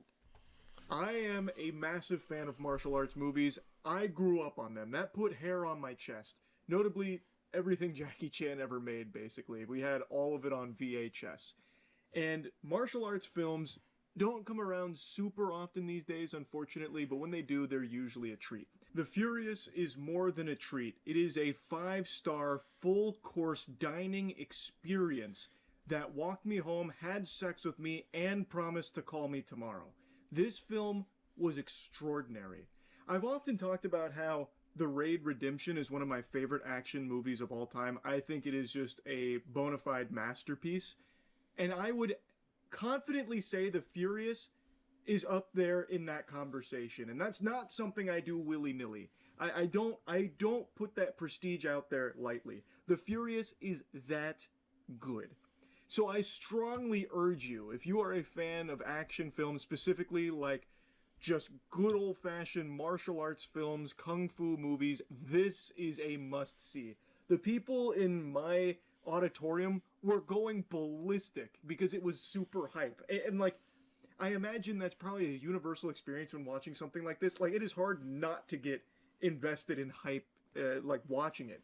It is constant action. But it's not just constant action, it does tell a story, and a pretty compelling one at that. It's nothing you haven't seen before in the narrative department. It is a father whose daughter gets kidnapped by human traffickers, and he hunts them down and just starts brutalizing them, just massacring them, and eventually teams up with someone else who gets brought into the fold because he was investigating this human trafficking operation after his wife, who was a reporter, went missing when she was investigating it, and the two team up and they just start collecting scalp here. They blow through like hundreds of goons. Like, there are times where it felt like a Muso, like a video game Muso, like Dynasty Warriors. They're just chopping through countless bodies. It is so good. But yeah, the narrative isn't going to be anything like super new that you are going to be, you know, fucking blown away by when it comes to its story, but it's a good enough story that gives you reasons to care and does a good job of making you care and get invested because it doesn't pull any punches. So it is high stakes. It is intense. And the characters, they do get a lot to do and they do get a lot of fleshing out for the most part, but it's not like anything, you know, unseen or unique in the space. It's just done. It's executed well, which I appreciate. But the star is definitely the fight choreography. Fucking Jiminy Christmas, man. I don't even know how to express it. They were busting out moves I've only seen in Tekken. Like, they were doing some crazy combos. And yeah, it is a little over the top in that regard, but it never, like, gets to a cartoonish level or, like, anything where they're, like, on wires flying around or anything like that. I'm sure there were, like, some wire moments in here when it came to some of the big hits and, like, they do kind of fly across, you know, like, the floor and stuff.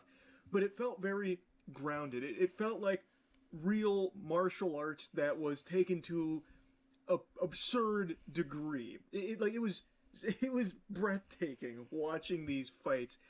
Like, some of the moves they were doing, I'm not even sure if it was martial arts or some shit out of the Kama Sutra, yet it still ended with some dude's arms and legs broken into 1,000 pieces. Like, they'd just been put through a fucking human wood chipper. Shit was crazy, man. Like, there are so many of the moves are, like, on the ground and rolling around and stuff, but you can always tell what's going on. Like, there's one move that the protagonist did multiple times where, you know, like... Could you use up to $800? Find it at BioLife. Up to $800 is waiting for you. Just donate plasma, get paid for each donation the same day, then... Everyone he fights is also really competent when it comes to their combat as well. So he'll oftentimes be getting overpowered and then like get thrown on the floor and then they're about to like stab him or something. So then he like just starts rolling into them, like actually like fucking somersaulting into them to knock them off guard and fall over him, getting tabletopped. And then he like capitalizes on it like with some elbows and shit and some big kicks. It's so cool. And it's almost never one-on-one. He is always fighting hordes of bad guys. So he's like... This movie is what Dale from Detroit Urban Survival Training thinks he is. Like, he is handling tons of guys, but he's not doing, like, the circle technique or anything. He's just going in there, like, you know, climbing on top of them, hitting them with a hammer, elbow, dropping them the fucking people's elbow right on their skull, collapsing it, you know, concaving their face in, and then going to the next guy, like, crawling all over him and jumping around and scooting around. Bro, I kid you not, one guy unironically busts out that fucking dance move that your drunk uncle uses at the wedding where he spins around on his back on the dance floor. He does that while sliding at someone doing that and kicking his legs out. It's like a Teenage Mutant Ninja Turtle move, and he just, like, bowls over a guy. It's so fucking cool. Like... I said it doesn't get cartoonish, but it does get very over the top, but in a way that does still feel grounded and impactful and, like, meaty. Like, I really cannot praise the action and the fight choreography enough. It was so good. It was violent. It was extreme. Fuck. And there was so much in so many different locations. Like, it was constantly moving from new location that's exciting, like a club, or it even, like, some of the places it goes, I do feel are paying homage to some of the action movie greats that came before it. So there are, like, recognizable locations that you can kind of see similar DNA from classics. And they just keep going to these places, beating up more guys. You know, it's so fucking good, man. It even has some of the actors from the Raid Redemption. I love seeing them in here, so it was really cool to see them again. Like, man, you can tell how excited I am just having watched the film. I shit you not, as cringe as it is, I came home and I literally started doing some of this shit. Like, I was fucking Wing Chuning a ghost. Like, it's just one of those movies where you watch it and you're like, fuck, that was cool. Wish I could do that. Also, I have to highlight one character in particular. He's introduced early on in the film. He is just this giant dude. He's got to be like 280 pounds. Maybe that's a little much, but he's 250 plus. He's north of 250. And this guy moves like a ballerina. This guy is like fucking busting it wide open on the dance floor, like doing head spins and shit, and jumping all over the place, throwing his body at people. He's doing like handstands and shit, kicking his legs out for drop kicks. He is like the most athletic guy I've seen in a martial arts movie, I think. At his weight, the things he is doing defy physics. He was something special, man. I hope to see him in more films.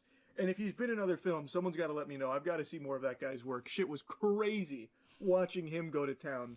And he's persistent throughout the movie, and every scene he's in, he is just like a highlight reel, man. He is doing the coolest shit. At his size, it makes no sense how he can even do it. But one thing I do have to mention that I think is going to be immediately clear when you see the film is there's like English dubbing, but it also looks like they English dubbed over what was already English. So like sometimes the characters' mouths are literally mouthing the English that you're hearing, but it's very clearly dubbed, and it has like very old school dub sound to it, which doesn't bother me. I grew up on that kind of stuff with the old Jackie Chan movies, but I know it'll be jarring to people that haven't experienced it before. But I did find it odd because did they need to dub over it if they're already saying it in English? Because it looks like they did.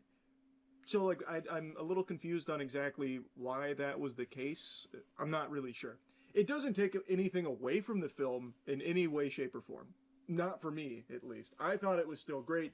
But yes, because it does have that kind of, like, old dub sound to it, sometimes when there's an emotional beat, the dub doesn't really do it, you know, the utmost justice.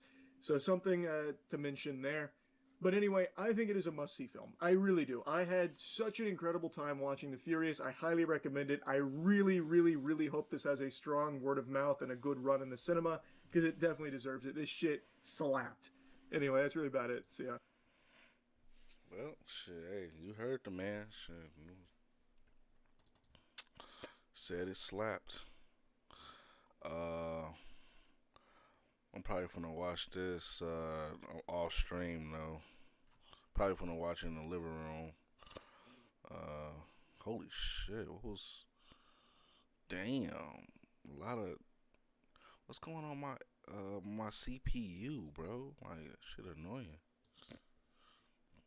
Like shit.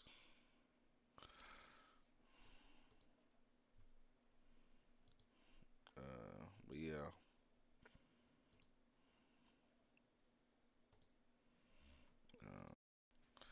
Anyway, I'm muted with no signal. What the fuck? Alright. Anyway, if you guys enjoyed the stream, man, you guys know what to do, man. Leave a like, share, comment, and subscribe if you're new to the channel. Appreciate y'all support, man. Follow me on Twitch. Follow me on TikTok. Join the Discord at Donzilla Boy. Buy some merch. I haven't mentioned the merch in a while, but yeah. Click the link if you want to see the merch, you know. I need to create some more merch, but yeah. I appreciate y'all, you know what I'm saying? Means a lot. Dallas, I'm about to end the stream, bro. Why are you just now coming to stream? Why are you just now coming? I'm about to end the stream, bro. This nigga just came through to me and said, what's up? Oh my God, bro. What's up, man? What's going on? You're 2 hours fucking late. But then again, I'm late too. I was supposed to start at 7, but like I've been starting late. But I don't know if Quantum is still in the stream, but yeah, he says his phone's about to die. But yeah, I was just raving about you, Dallas. About how you're like one of the most consistent viewers. Yes. I wanted to ask you something real quick. Do you feel like you would watch my content even heavier if I started playing WWE? like 2K WWE, like on some real shit. If I was to buy WWE in the future and would created a player, started, doing a story mode, because I haven't played wrestling. I'm talking about like bought a wrestling game since SmackDown vs. Raw 2006. That was the last time I had a copy of a wrestling game. Was SmackDown vs. Raw 2006.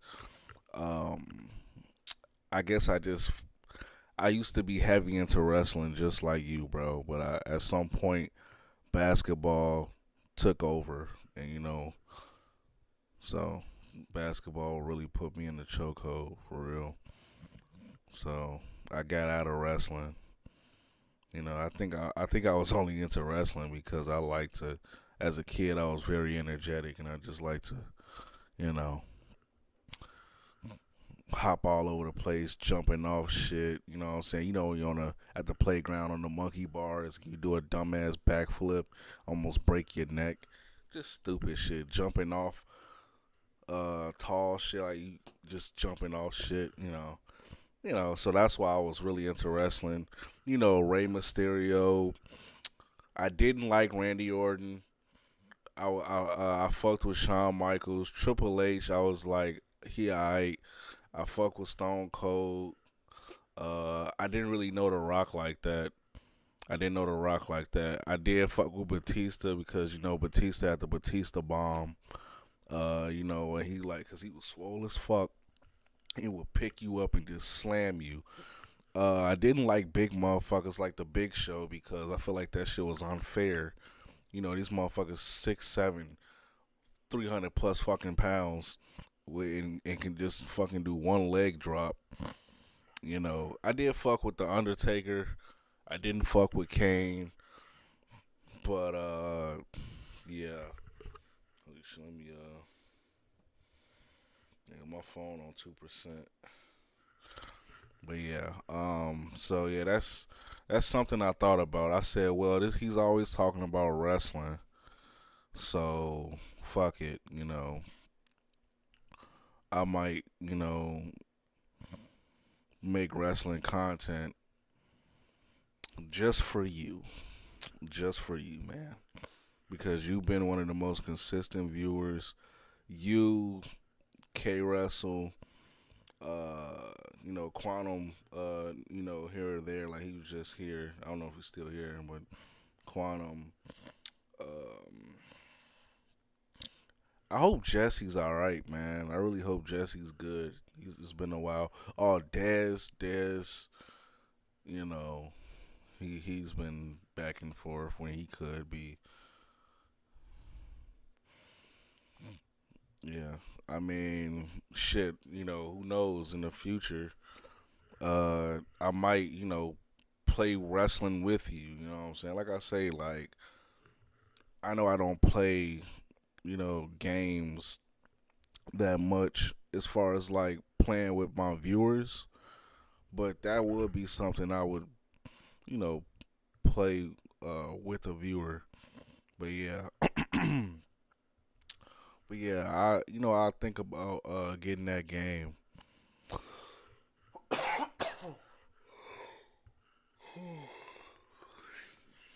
But yeah, holy shit, I gotta go to bed.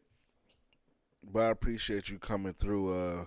If you guys missed anything, make sure to check out the VOD. Like I said, tomorrow I'm gonna play Life is Strange. So, hopefully you guys come see that gameplay.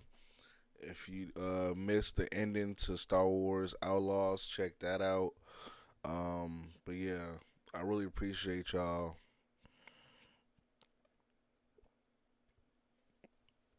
You said, yeah.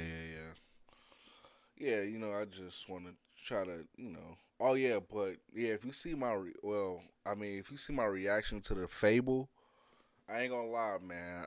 Like I said, I was gonna since I told Quantum this, I'm gonna repeat it, to you since you're here now before I get off. I said that if I don't reach monetization after after this year, I'm gonna slow down 2027 and start focusing on other stuff. I'm gonna still play games and still upload to the channel. It just won't be as consistent as I've been. Cause you see, I've been consistent every day. But I gotta start focusing on other things. If I don't get monetized for next year, I'm gonna just have to take a mental break. Because I don't want to keep dwelling on, oh, I'm trying to get monetized. I'm trying to make content. I'm trying to, what I'm saying? People want to say, oh, you should just make content because you love making content. Obviously, I love making content. But at the same time, I still have a 9 to 5. I still, like right now, like I said, I got to go to bed because I got to go to work. So,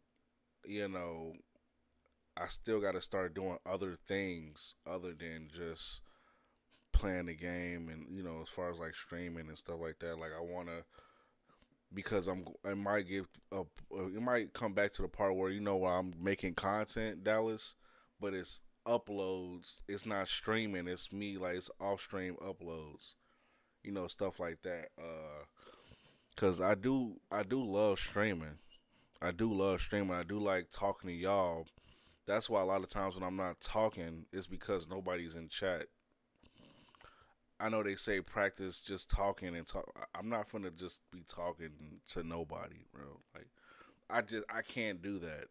If nobody's talking to me in chat, I just can't see myself just yapping for no fucking reason. Like, like I say, I love having conversations with y'all. Like, I love knowing, like, what's up with y'all. I know when I'm playing the game, I be like, bro, bro, pay attention to the game. I'm trying to focus, is that the thing? But, I mean, that is true because it depends on the moment.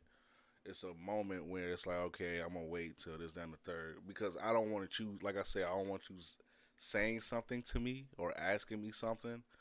And I'm so focused on the game, you think I'm ignoring you. That's, so I've been saying that for the longest. So, but yeah, that's all. But I'm gonna keep going, obviously, because it's only June. I still got 6 more months to try to get there. So far, I got like 500 hours of watch time. So, 5,000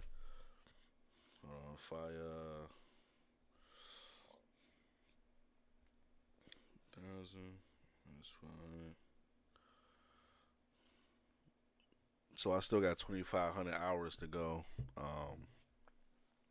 which it sounds like a lot, but it's not a lot when I'm consistently making content where y'all can watch. Sorry, it's, like I say, my throat get dry when I talk for so long and don't drink water. But yeah, but I appreciate you coming through. You have a great night, bro. And shout out to y'all, to everybody else. I'm out this bitch. Peace.